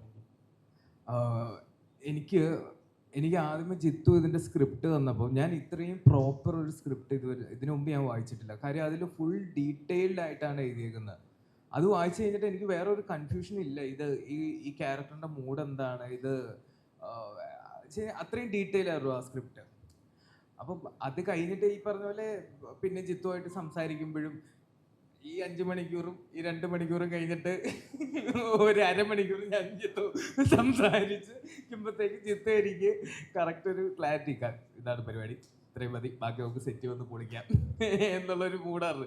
അല്ല, ഞാനും ഈ സിനിമ ഒരു ആഘോഷമായിട്ടാണ് എടുത്തത്. കാര്യം എനിക്ക് ഈ സ്ക്രിപ്റ്റ് വായിച്ചു കഴിഞ്ഞപ്പോൾ ഞാൻ വായിച്ചിട്ടുള്ളതിൽ ഏറ്റവും കിടില ഒരു സ്ക്രിപ്റ്റ്, ഇത് അവൻ എന്നെ വെച്ച് ചെയ്യാമെന്ന് പറയുന്നു. അതിൽ കൂടുതൽ അപ്പോൾ അത് പ്രൊഡ്യൂസർ അക്സെപ്റ്റ് ചെയ്യുന്നു. അപ്പോൾ ഇത്രയും ആർട്ടിസ്റ്റുകൾ വരുന്നു. അതിൽ കൂടുതൽ എനിക്ക് വേറെ ഹൈ ഇല്ലായിരുന്നു. പിന്നെ സെറ്റിൽ പോയി പൊളിക്കുക എന്നുള്ളത് എൻ്റെ കയ്യിലുള്ള സാധനമാണ്. അപ്പോൾ ഞാൻ നല്ല കോൺഫിഡൻ്റ് ആയിരുന്നു. ഞാൻ സെറ്റിൽ ഫസ്റ്റ് ഡേ എത്തുമ്പോൾ തന്നെ ഞാൻ കിടിലം കോൺഫിഡൻ്റ് ആയിരുന്നു. പിന്നെ അസോസിയേറ്റ് എന്തുണ്ടെങ്കിലും എനിക്ക് ജിത്തുവിനെ കണ്ടില്ലെങ്കിൽ അസോസിയേറ്റിനെ നോക്കുമ്പോഴത്തേക്കും മെൽവിനെ നോക്കുമ്പോൾ എനിക്ക് കറക്റ്റ് ഐഡിയ കിട്ടും. മെൽവിൻ കയറിപ്പോയാ കുറയ്ക്കണം, ഇതൊക്കെ മെൽവിന് കറക്റ്റ് നമുക്ക് ഭയങ്കര കണക്റ്റായി എല്ലാവരും. ഒരു ഫ്രണ്ട്സ് സർക്കിൾ പോലെ തന്നെയായിരുന്നു. അതുകൊണ്ട് നമുക്കൊരു നോട്ടം കൊണ്ട് നമുക്ക് മനസ്സിലാവും അങ്ങോട്ടും ഇങ്ങോട്ടും ഒക്കെ എവിടെ നിർത്തണം, എന്ത് വേണം എന്നുള്ളത്. അതൊക്കെ ഭയങ്കര ഹെൽപ്പ് ചെയ്തിട്ടുണ്ട്. അതേപോലെ ഇപ്പം മറ്റുള്ള എല്ലാവരും പറഞ്ഞത് മലയാള സിനിമയാണ് റെപ്രസെൻറ്റ് ചെയ്യുക. മലയാളത്തിൽ ഒരു നല്ലൊരു സിനിമ ചെയ്യണം, അല്ലെങ്കിൽ നല്ലൊരു സിനിമ എക്സ്പീരിയൻസ് ചെയ്യണം എന്നുണ്ടെങ്കിൽ മലയാള സിനിമ നിങ്ങൾ റെഫർ ചെയ്യുക, അങ്ങനെയാണ് കൂടുതലും പറയുന്നത്. അപ്പം ശരിക്കും പറഞ്ഞാൽ ഇപ്പം മലയാളത്തിൽ റീസെൻ്റ് ആയിട്ടുള്ള പടങ്ങളൊക്കെ എടുത്ത് ഇപ്പം മാസ് ആക്ഷൻ ഹീറോ ലെവലിൽ അല്ലെങ്കിൽ ഒരു മാസ് മസാല ഉള്ള പടങ്ങളോ അല്ല ആക്ഷൻ ഹീറോസോ ഒന്നുമല്ല. നമ്മൾ ആദ്യ ചേട്ടത്തിൽ പോലുള്ള കഥാപാത്രങ്ങൾ, മറ്റേ കിഷ്കിന്താകാണ്ഡത്തിൽ നമ്മൾ ചേട്ടൻ ചെയ്ത ഒരു കഥാപാത്രങ്ങൾ, അപ്പം ക്യാരക്ടേഴ്സ് വലിയ ഹീറോയിക് അല്ലെങ്കിൽ മാസ് ഡയലോഗുകൾ പറയുന്ന മാത്രമല്ല, പെർഫോമൻസിലൂടെ ആളുകളുടെ ഉള്ളിൽ നിൽക്കുന്ന കഥാപാത്രങ്ങൾ മലയാള സിനിമയിൽ റെപ്രസെൻറ്റ് ചെയ്യുന്നുണ്ട്. ശരിക്കും ഒരു എന്താ പറയുക, ഒരു സിനിമയിൽ ഓവർ ആക്ഷൻ ലെവലിലേക്ക് ഒരു ആക്ടർ എന്ന ലെവലിലേക്ക് ഒരു ഇന്ന ലെവലുള്ള പെർഫോം വേണം എന്നുണ്ടോ? അല്ലെങ്കിൽ ഒരു വലിയൊരു ആക്ടർ ആയാൽ ഇന്ന ലെവലിൽ പെർഫോം ചെയ്യുന്ന സീനുകൾ വേണം എന്നുണ്ടോ? അങ്ങനെയില്ല. ഇപ്പം പറഞ്ഞതിനകത്ത് എനിക്കൊരു ചെറിയൊരു കറക്ഷൻ ഉള്ളതെന്ന് വെച്ച് കഴിഞ്ഞാൽ, ഇപ്പോഴല്ല, ശരിക്കും മലയാള സിനിമയുടെ തുടക്കകാലം തൊട്ടിട്ട് തന്നെ നമുക്ക് ഒരുപാട്, അതായത് ഇവിടെ എപ്പോഴും ലിറ്ററേച്ചറിന് എഴുത്തിന് ഭയങ്കര പ്രാധാന്യമുള്ളൊരു ഇൻഡസ്ട്രിയാണ്. എല്ലാ സിനിമയിലും എല്ലാ ഇൻഡസ്ട്രിയിലും അത് ഭയങ്കര ഇമ്പോർട്ടൻ്റ് ആണ്. പക്ഷേ എക്സ്പെരിമെൻറ്റുകൾ ഒരുപാട് കൂടുതൽ നടക്കുന്ന ഒരു ഇൻഡസ്ട്രി ആയിരുന്നു മലയാളം പണ്ട് തൊട്ടേ. കാരണം എനിക്ക് അത് കൂടുതൽ ഇതായത് ഞാൻ പരസ്യങ്ങൾ സംവിധാനം ചെയ്യുന്നുണ്ട്. അപ്പോൾ ഞാൻ എൻ്റെ ആദ്യ പരസ്യം ചെയ്യുന്ന സമയത്ത് തിരുസാറായിരുന്നു അതിൻ്റെ DOP. അപ്പോൾ അദ്ദേഹം എൻ്റെ അടുത്ത് ഭയങ്കര എക്സൈറ്റഡ് ആയിട്ട് പറയായിരുന്നു. അദ്ദേഹമൊക്കെ അന്ന് പഠിക്കുന്ന സമയം തന്നെ ഇവിടെ വരുന്ന സിനിമകൾ വെയിറ്റ് ചെയ്യായിരുന്നു ഏതാണ്. അപ്പോൾ അത്തരത്തിൽ കാലങ്ങളായിട്ട് മലയാളത്തിന് അങ്ങനെ ഒരു ക്വാളിറ്റി ഉണ്ട് എല്ലാ സമയത്തും. പക്ഷേ ഇപ്പം ഞാൻ നോക്കുമ്പോൾ ഇന്ത്യൻ ഭാഷയിലുള്ള പല സിനിമകളിലും പല ലാംഗ്വേജിലും ഭയങ്കര ഇൻട്രസ്റ്റിംഗ് ആയിട്ടുള്ള സിനിമകൾ ഇറങ്ങുന്നുണ്ട്. നമ്മളത് ഒബ്സർവ് ചെയ്താൽ നമുക്ക് മനസ്സിലാവും. മലയാളത്തിൽ മാത്രമല്ല, ഭയങ്കര ഇൻട്രസ്റ്റിംഗ് ആയിട്ടുള്ള സിനിമകൾ ഇവൺ ബോളിവുഡിൽ പോലും. കാരണം ഒരു കാലത്ത് കമേഴ്ഷ്യൽസ് മാത്രം ഉണ്ടായിരുന്ന അവിടെ പോലും ഭയങ്കര ഇൻട്രസ്റ്റിംഗ് ആയിട്ടുള്ള സിനിമകൾ ഉണ്ടാകുന്നുണ്ട്. ഒരു ആക്ടർ എന്നുള്ള രീതിയിൽ നമുക്കെപ്പോഴും എന്താണെന്ന് വെച്ച് കഴിഞ്ഞാൽ ആ സിനിമ ആ സ്പെസിഫിക് ആയിട്ട് എന്താണ് ആ സ്ക്രിപ്റ്റ് ഡിമാൻഡ് ചെയ്യുന്നത്, അതിനൊരു പേസ് ഉണ്ടാവും.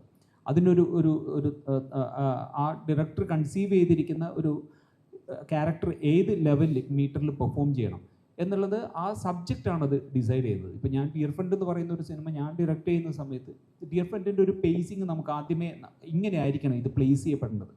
എന്നാൽ അതുപോലെ ആയിരിക്കില്ല മറ്റൊരു സിനിമ. ഇപ്പോൾ ഒരു കമേഴ്ഷ്യൽ ആസ്പെക്റ്റിൽ കുറച്ചുകൂടെ ഒരു ലാർജർ ഓഡിയൻസിലേക്ക് എത്തുന്ന ഒരു ഫെസ്റ്റിവൽ സിനിമയ്ക്ക് അതിന് വേറൊരു പേസും വേറൊരു ഇതായിരിക്കും. അത് ആക്ടർ അഡോപ്റ്റ് ചെയ്യാൻ വളരെ ഈസി ആയിരിക്കും. ആദ്യത്തെ ഒരു ദിവസം ചിലപ്പോൾ ഒന്ന് ആ ക്യാരക്ടറും അല്ലെങ്കിൽ എന്താണ് അതിൻ്റെ ഒരു ഞാൻ നേരത്തെ പറഞ്ഞോളൂ അതിൻ്റെ ഒരു റിതം കിട്ടാൻ വേണ്ടിയിട്ടൊരു ടൈം എടുക്കും. പക്ഷേ അത് കഴിഞ്ഞ് കഴിഞ്ഞാൽ പെട്ടെന്ന് അത് എസ്പെഷ്യലി എനിക്ക് തോന്നുന്നത് ആക്ടറിനേക്കാൾ കൂടുതൽ അത് ഡയറക്ടറിലാണ് അത് ആദ്യം വരുന്നത്. അപ്പോൾ ആ രീതിയിൽ അങ്ങനെ ഒരു പ്രോപ്പർ വിഷനുള്ള ഒരു ഡയറക്ടർ നമ്മുടെ കൂടെ ഉണ്ടെങ്കിൽ ആക്ടറിന് വളരെ ഈസി ആയിരിക്കും.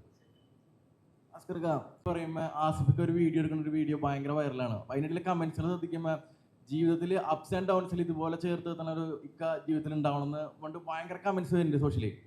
ആസിഫിക്ക് എന്തായെന്ന് പറഞ്ഞു പടം കണ്ടു കഴിഞ്ഞിട്ട്? പടം കണ്ട് നല്ല അഭിപ്രായം പറഞ്ഞു. പുള്ളി ഭയങ്കര ഹാപ്പി ആയിരുന്നു. എൻ്റെ ചേട്ടനല്ലേ? ഭയങ്കര ഹാപ്പി ആയിരുന്നു. ഞങ്ങൾ അതിന് മുമ്പ് തലേന്ന് ഇക്കാനെ ഞങ്ങൾ ഫുൾ ക്രൂ പോയി കണ്ടിരുന്നു. അവിടെ തൊട്ട് ഞങ്ങൾക്കൊരു ഭയങ്കര ഒരു പോസിറ്റീവ് വിശ്വാസം ഇക്ക തന്നു. എടാ പടം നന്നായി വരും എന്നുള്ളൊരു പ്രതീക്ഷ, ഒരു ഭയങ്കര ഒരു പോസിറ്റീവ് ഒരു ഓറ ഞങ്ങൾക്ക് തന്നാണ് അന്ന് അവിടെ നിന്ന് വിട്ടത്. അപ്പോൾ അത് കഴിഞ്ഞ് അത് ഈ പറഞ്ഞല്ലേ എൻ്റെ ചേട്ടനല്ലേ? അല്ല, അപ്സ് ആൻഡ് ഡൗൺ ടൈമിലും ആള് ഭയങ്കര പോസിറ്റീവായിട്ട്. പിന്നെ ഏതൊരവസ്ഥ വന്നാലും ചേട്ടൻ അത് കൂടെ ഉണ്ടാവില്ല. പിന്നെ എനിക്ക് പറയാനുള്ളത് ഇത് നമ്മൾ ഇത്രയും പേര് ഇവിടെ ഇരിക്കുന്നേ ഉള്ളൂ. ഇതിൻ്റെ ബാക്കിൽ വേറെ കുറേ ആളുകളുണ്ട്. ഇപ്പോൾ അസിസ്റ്റന്റ് ഡയറക്ടേഴ്സ് ആണേലും ക്യാമറ അസിസ്റ്റൻസ് ആണേലും ഈ പറഞ്ഞ പോലെ ഇവൻ്റെ ക്യാമറ DOPയുടെ ക്രൂ ആണേലും എല്ലാവരും ഒരു സത്യം പറഞ്ഞാൽ നമ്മളെല്ലാം ഒരു ഫ്രണ്ട്സ്, എല്ലാവരും ഒരു അങ്ങോട്ടും ഇങ്ങോട്ടും ഭയങ്കര ഒരു ബോണ്ടും ഭയങ്കര ഫ്രണ്ട്സ് പോലെ തന്നെയാണ് ഇപ്പോൾ. അപ്പോൾ ഇവിടെ ഇരിക്കുന്നത് ഇനിയും കുറേ ആൾക്കാർ എല്ലാവരും വന്നു കഴിഞ്ഞാൽ ഞങ്ങൾ അല്ലേ ബാക്കിലേക്ക് കുറേ പേരുണ്ട്. അവരോടൊക്കെ ഭയങ്കര ഭയങ്കര നന്ദിയുണ്ട്. ആ സൗഹൃദത്തിനും ഇങ്ങനെ ഒരു സിനിമയ്ക്ക് നമ്മുടെ കൂടെ നിന്ന് അവരെയും കൂടെ ഒരു അധ്വാനമാണ് ഇപ്പോൾ ഞങ്ങൾ ഇത്രയും പേരെങ്കിലും നിങ്ങളുടെ മുന്നിൽ വന്ന് നിൽക്കാനുള്ളൊരു കാരണം. അപ്പോൾ അവരുടെ സപ്പോർട്ടിനും ഭയങ്കര നന്ദി ഞങ്ങൾക്ക് എല്ലാവർക്കും പറയാനുണ്ട്. ഹലോ വിഷ്ണു ബ്രോ, ഈ പടത്തോട് എടുത്ത് പറഞ്ഞൊരു കാര്യമായിരുന്നു ഇതിൻ്റെ ഓഡിയോഗ്രാഫി. ഇപ്പം നോക്കുകയാണെങ്കിൽ ഈവൻ മഴത്തുള്ളി വീടുന്ന സൗണ്ട് പോലും ആയാലും അത്ര റിയലിസ്റ്റിക് ആയിട്ടാണ് നമുക്കത് കേൾക്കാൻ പറ്റുന്നത്. അപ്പോൾ ഈ പടം ചെയ്യുന്ന സമയത്ത് ഏറ്റവും കൂടുതൽ എടുത്തിരുന്ന പ്രിപ്പറേഷൻസ്, ഓൾസോ ഇപ്പം എന്താ പറയുക, ഇത് ചെയ്തൊരു എക്സ്പീരിയൻസ് എങ്ങനെ ഉണ്ടായിരുന്നു? ശരിക്കും പറഞ്ഞാൽ ജിത്തു ഒരു ദിവസം ഇതുപോലെ വിളിച്ചിട്ട് ഫസ്റ്റ് ചേട്ടാ ഇതുപോലെ ഞാനൊരു പടം ചെയ്യാൻ പോവാണ്, ഞാൻ ഇതുപോലെ ഒരു ഷോർട്ട് ഫിലിം ചെയ്തിരുന്നു, ചേട്ടൻ കണ്ടിട്ടുണ്ടോ എന്നറിയില്ല, എപ്പോഴെങ്കിലും ഒന്ന് മീറ്റ് ചെയ്യാൻ പറ്റുമെന്ന് ചോദിച്ചാൽ അങ്ങനെ എൻ്റെ സ്റ്റുഡിയോയിൽ വന്ന് മീറ്റ് ചെയ്ത് ഞാൻ ഷോർട്ട് ഫിലിം കണ്ടു. ബേസിക്കലി ഫസ്റ്റ് ജിത്തുവിൻ്റെ ആ കോൾ, ആ മീറ്റിൽ തന്നെ ചേട്ടന് കൂടെ ഉണ്ടാവണം എന്നാണ് ആഗ്രഹം. ചേട്ടൻ ഉണ്ടാവുമെന്നറിയില്ല, പക്ഷെ ആഗ്രഹം അതാണല്ലോ. ശരിക്കും പറഞ്ഞു കഴിഞ്ഞാൽ ഞാൻ എൻ്റെ ഫസ്റ്റ് മലയാളം പടം ഇതേപോലെ ഒരു ഷോർട്ട് ഫിലിം സിനിമ ആയതാണ് നേരം. എൻ്റെ ഫസ്റ്റ് സൗണ്ട് ഡിസൈൻ എന്ന് പറയുന്നത് നേരം എന്ന് പറഞ്ഞ ഷോർട്ട് ഫിലിമിലായിരുന്നു. സോ എനിക്ക് ബേസിക്കലി ഒരുപാട് ഫാക്ടേഴ്സ് ഉണ്ടായിരുന്നു. അപ്പം തന്നെ ആണ് ഉള്ളിലുണ്ടായിരുന്നത്. അപ്പോൾ ഒന്ന് അതേപോലുള്ളൊരു ട്രാവൽ ഭയങ്കര രസമാണ് ഒരു ഷോർട്ട് ഫിലിം, അല്ലെങ്കിൽ ആ ഷോർട്ട് ഫിലിമിൽ നിന്ന് സിനിമയിലേക്കുള്ള കുറച്ച് സുഹൃത്തുക്കൾ ചേർന്നിട്ട് ഒരു സിനിമ എടുക്കുക എന്നൊക്കെ പറയുന്നതിൻ്റെ ഒരു ഫീല് ആ തുടക്കകാലങ്ങളിൽ ഉണ്ടായിരുന്നു. ഇപ്പം അൽഫോൺസ്, കാർത്തിക് സുബ്രാജ്, ആ ഒരു ടീമിൻ്റെ കൂടെയാണ് ഞാനും ഇൻഡസ്ട്രിയിൽ എത്തുന്നത്. പിന്നീട് എക്സ്പീരിയൻസ്ഡ് ആയിട്ടുള്ള ആൾക്കാരുടെ കൂടെ വർക്ക് ചെയ്യുമ്പോഴൊക്കെ എനിക്ക് മിസ്സായ ഒരു ഫീല് ശരിക്കും പറഞ്ഞാൽ ഒരു ഭയങ്കര ജെന്യുവിൻ ആയിട്ടുള്ള, എന്താ പറയുക, ഒരു ഈഗോലെസ് ആയിട്ടുള്ള ഒരു ഗ്രൂപ്പ് ഓഫ് ആൾക്കാരോട് സിനിമ വർക്ക് ചെയ്യുക എന്ന് പറയുന്നൊരു ഫീലാണ് ആദ്യമായിട്ട് എന്നെ ഇതിലേക്ക് അട്രാക്ട് ചെയ്തൊരു കാര്യം. അതിന് ജിത്തുവിനോട് ഒരുപാട് നന്ദിയുണ്ട്. അതിനുശേഷം ഫഹദിൻ്റെ കോളായിരുന്നു. അത് നോക്കുമ്പോൾ ഈ പറഞ്ഞ പോലെ ഒരു നല്ല സിനിമയ്ക്ക് വേണ്ടിയിട്ട് ജിത്തുവിനെ ട്രസ്റ്റ് ചെയ്ത ഒരു പ്രൊഡ്യൂസർ. ഫസ്റ്റ് കോളിൽ തന്നെ എനിക്കത് മനസ്സിലായപ്പോൾ ഞാൻ പറഞ്ഞു, ഈ പടത്തിൽ ശരിക്കും പറഞ്ഞു കഴിഞ്ഞാൽ വിത്തൗട്ട് എനിക്ക് ഫസ്റ്റ് കട്ട് കഴിഞ്ഞിട്ടാണ് വരുന്നത്. അപ്പം ഞാൻ നോക്കുമ്പോൾ ഞാൻ ഫഹദിൻ്റെ അടുത്ത് പറഞ്ഞാൽ ഭയങ്കര പൊട്ടൻഷ്യലുള്ളൊരു സിനിമയാണ്. ഇപ്പോൾ ഇതിനകത്ത് നമുക്ക് കൊടുക്കാൻ പറ്റുന്ന ഏറ്റവും വലിയ കാര്യം, ഓഡിയൻസ് കൊടുക്കാൻ പറ്റുന്ന കാര്യം എന്ന് വെച്ചാൽ ഏറ്റവും ബെസ്റ്റായിട്ടുള്ളൊരു സിനിമാറ്റിക് എക്സ്പീരിയൻസ് കൊടുക്കുക. അതിനുള്ള വലിയൊരു സ്പേസുള്ള സിനിമയാണ്. കാരണം നമ്മളൊരു സർറിയൽ സ്പേസിനെ കുറിച്ചാണ് പറയുന്നത്. അപ്പോൾ അവിടെ നമുക്ക് ലിമിറ്റ്ലെസ് ആയിട്ട് നമുക്ക് സൗണ്ടിനെ യൂസ് ചെയ്യാം. അപ്പോൾ അതായിരുന്നു ആദ്യത്തെ ഹുക്ക്. അപ്പോൾ ഞാൻ ഫഹദിൻ്റെ അടുത്ത് പറഞ്ഞു, ഇത് ഒരുപാട് പണിയെടുക്കാനുണ്ട്, എത്ര വേണമെങ്കിലും ഇതിനകത്ത് ചെയ്യാം, അത്രത്തോളം നമുക്കിത് ആൾക്കാരിലേക്ക് കണക്റ്റഡ് ആക്കാൻ പറ്റും. ബിക്കോസ് ആ സ്പേസിലേക്ക് ആൾക്കാരിൽ എത്തിച്ചാൽ മാത്രമേ ഈ പറയുന്ന കണ്ടന്റിലേക്ക് അവർ കണക്റ്റഡ് ആവുള്ളൂ. സോ അതിന് വേണ്ടിയിട്ട് പ്രിപ്പറേഷൻസ് എന്തൊക്കെ ചെയ്തതെന്ന് വെച്ച് കഴിഞ്ഞാൽ അത് ഇതിനകത്ത് ഒരുപാട് സൗണ്ടുകൾ. ആദ്യം എടുത്തൊരു കാര്യം എന്ന് വെച്ച് കഴിഞ്ഞാൽ ഇതൊരു കേട്ട ശബ്ദങ്ങളായിരിക്കില്ല, നമ്മൾ ഡെയിലി കേൾക്കുന്ന ശബ്ദങ്ങൾ ആയിരിക്കരുതെന്നുള്ളൊരു തോട്ടുണ്ടായിരുന്നു.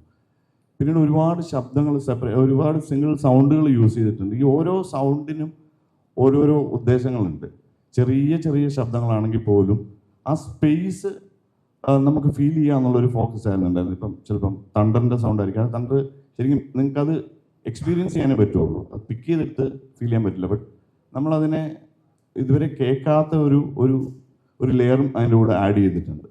അപ്പോൾ ഓരോ സ്റ്റേജ് ഇങ്ങനെ കഴിയുമ്പോഴും എനിക്ക് ഏറ്റവും വലിയ സന്തോഷം എന്താണെന്ന് വെച്ചാൽ ഒരു സൈഡിൽ നിന്ന് പ്രഷർ ഇല്ലാതെ വർക്ക് ചെയ്യാൻ പറ്റി എന്നുള്ളതാണ്. ഇപ്പോൾ പൊതുവെ ഒരു ഡെഡ് ലൈൻ ഉണ്ടാവും, പിന്നെ ഒരുപാട് ഫാക്ടേഴ്സ് ഉണ്ടാവും നമ്മളെ എഫക്റ്റ് ചെയ്യുന്നത്. ഇപ്പം മ്യൂസിക് ഡയറക്ടറിൻ്റെ സൈഡിൽ നിന്നാണെങ്കിലും എഡിറ്ററിൻ്റെ സൈഡിൽ നിന്നാണെങ്കിലും ഒക്കെ.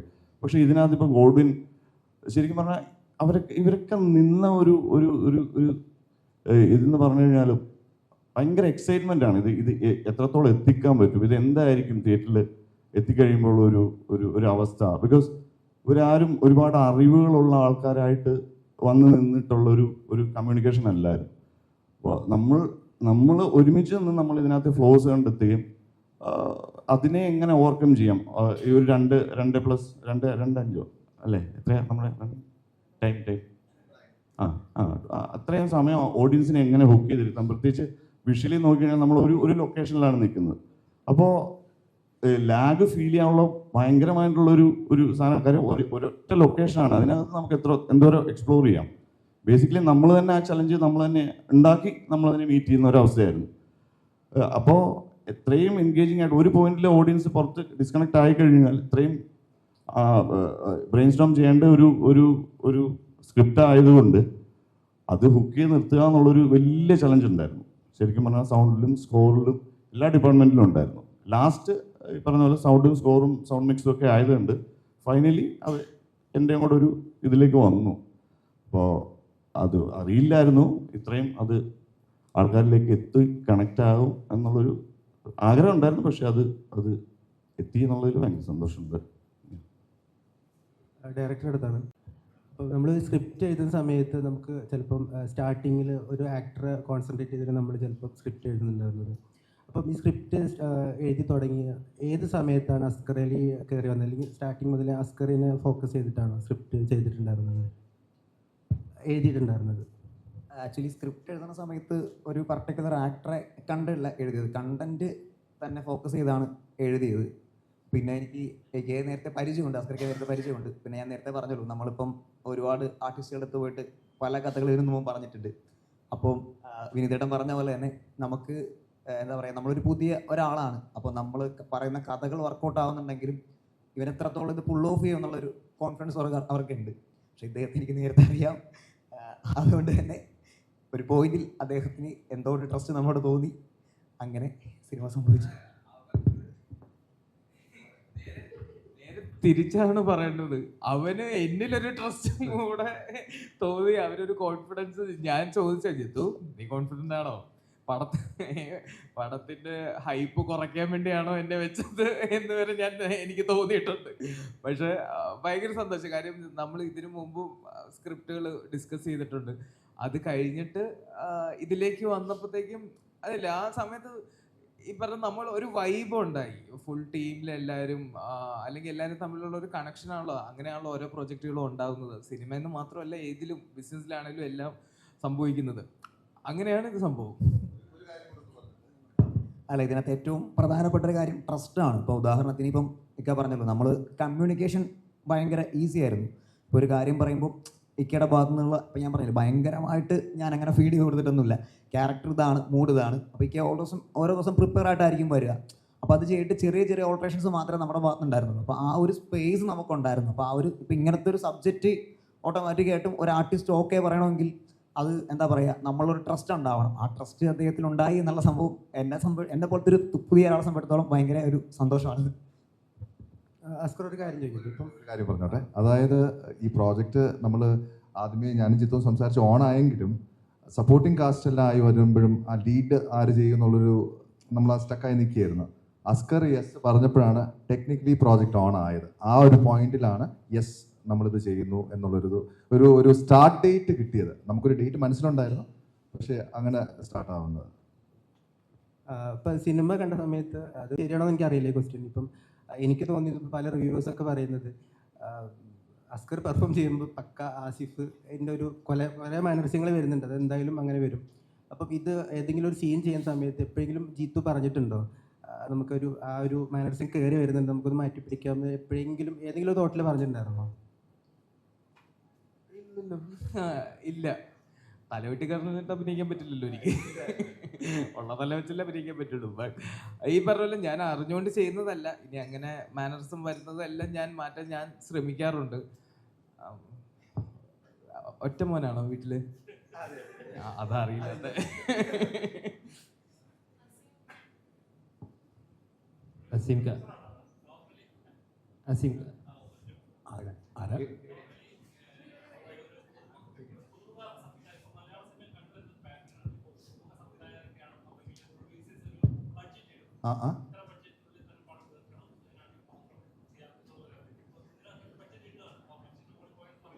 യെസ്.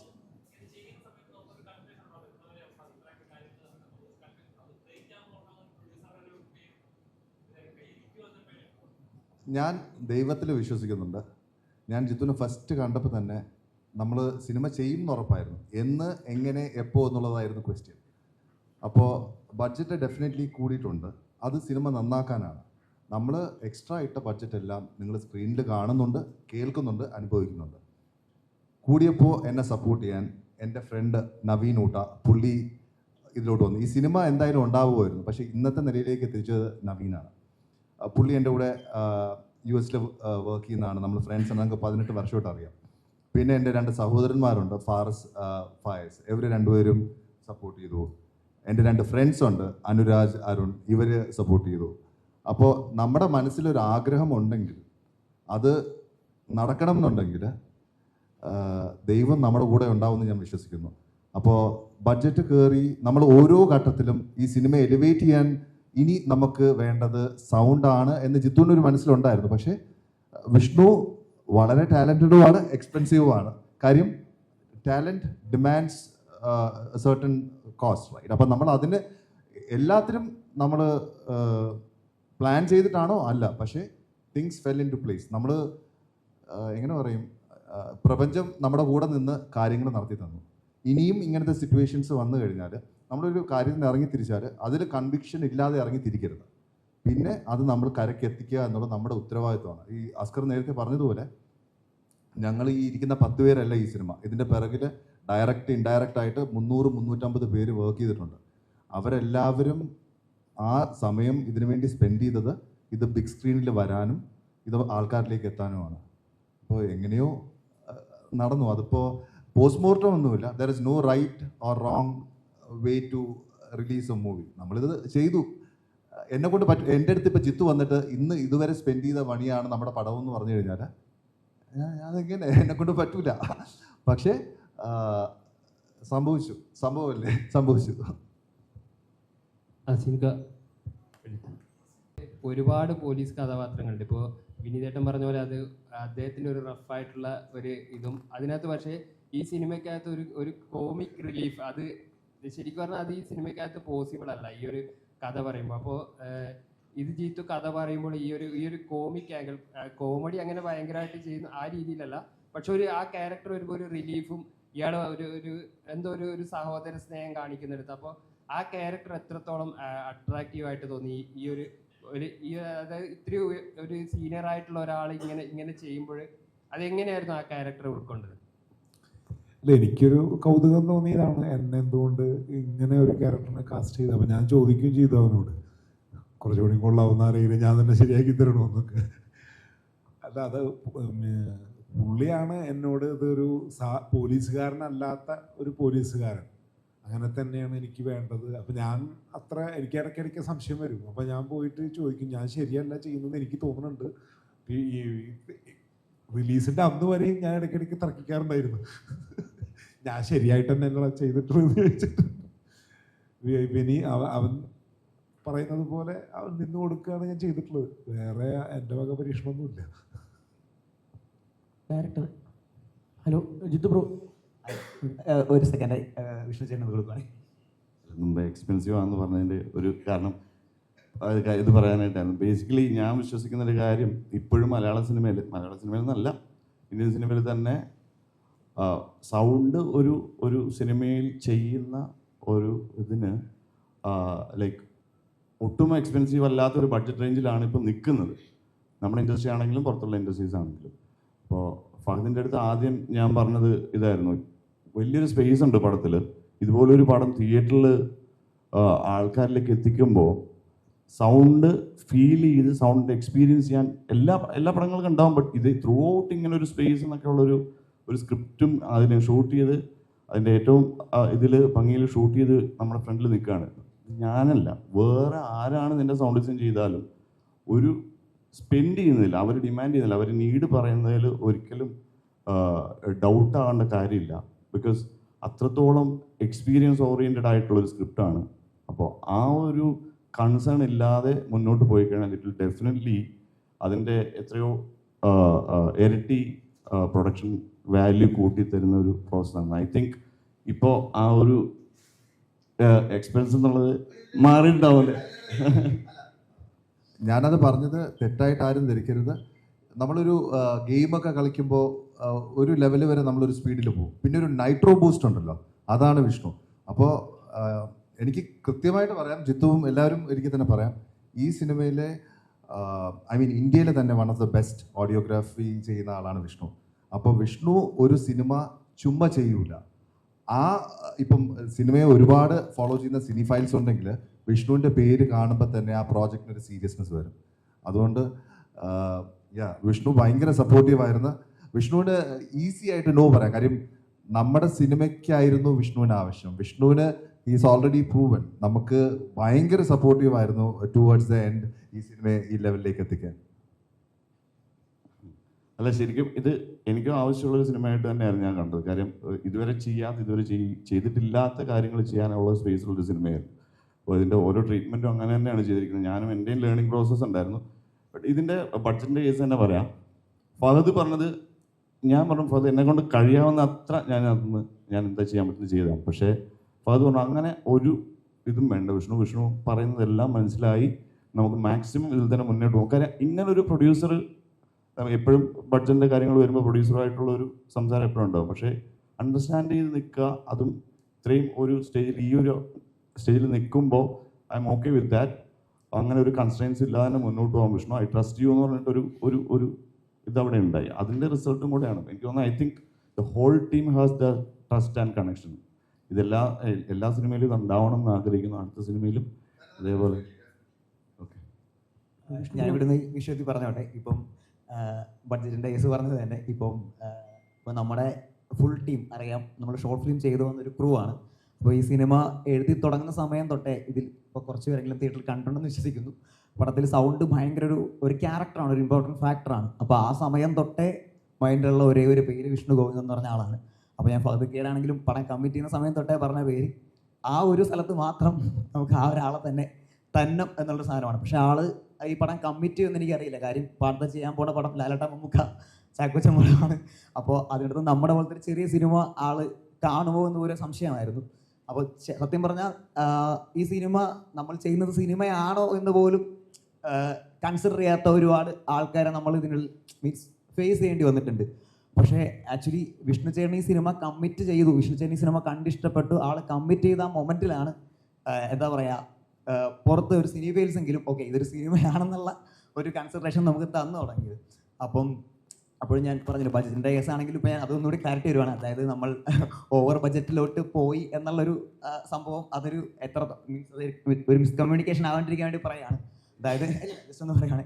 അപ്പം അതായത് നമ്മൾ എല്ലാ കാര്യത്തിലും ഒരു ഓപ്ഷൻസ് കൊടുക്കാറുണ്ട്. നോർമലി ഇങ്ങനൊരു ഓപ്ഷനുണ്ട്, ഇങ്ങനൊരു ഓപ്ഷനുണ്ട്. പക്ഷേ ഈ ഒരു ഓപ്ഷൻ ആണെങ്കിൽ അതായിരിക്കും സിനിമയ്ക്ക് ആവശ്യം. അപ്പോൾ ആ ഒരു സാധനം പ്രൊഡ്യൂസർ എടുത്തുന്നത് നമ്മൾ അപ്രൂവൽ എടുത്തതിന് ശേഷം മാത്രമാണ് ബഡ്ജറ്റ് കൂട്ടിയിട്ടുള്ളത്. അപ്പോൾ ഒരു ക്ലാരിറ്റി തന്നേ ഉള്ളൂ. Okay, thank you. Vishnu bro. ഇല്ല, വിഷ്ണു നിർബന്ധമായിട്ടും വിഷ്ണു വേണമെന്നുള്ളത് ജിത്തുവിന് ഫ്രം ദ ബിഗിനിങ് ഉണ്ട്. ഈവൻ വിഷ്ണു നല്ല തിരക്കിന് സിനിമ കാണാൻ സമയമില്ലാത്ത സമയത്ത് ചെറിയ നുണയൊക്കെ പറഞ്ഞിട്ടുണ്ട് വിഷ്ണുവിനോട് കാണാൻ വേണ്ടിയിട്ട്. സമയം പെട്ടെന്ന് കാണും വേറെ ആവശ്യം. വിഷ്ണു ഇന്നായപ്പോഴാണ് സിനിമ ഓണാവുന്നത്. സിനിമ ഞങ്ങൾ ഉണ്ടാക്കുന്ന ഒരു പരിപാടി എന്തോ ഉണ്ട് എന്നുള്ളതൊരു റെക്കഗ്നേഷൻ നമ്മളുടെ സിനിമാ സുഹൃത്തുക്കൾക്കിടയിലൊക്കെ കിട്ടുന്നത് വിഷ്ണു സിനിമയിലേക്ക് വരുമ്പോഴാണ്. വിഷ്ണു ബ്രോ.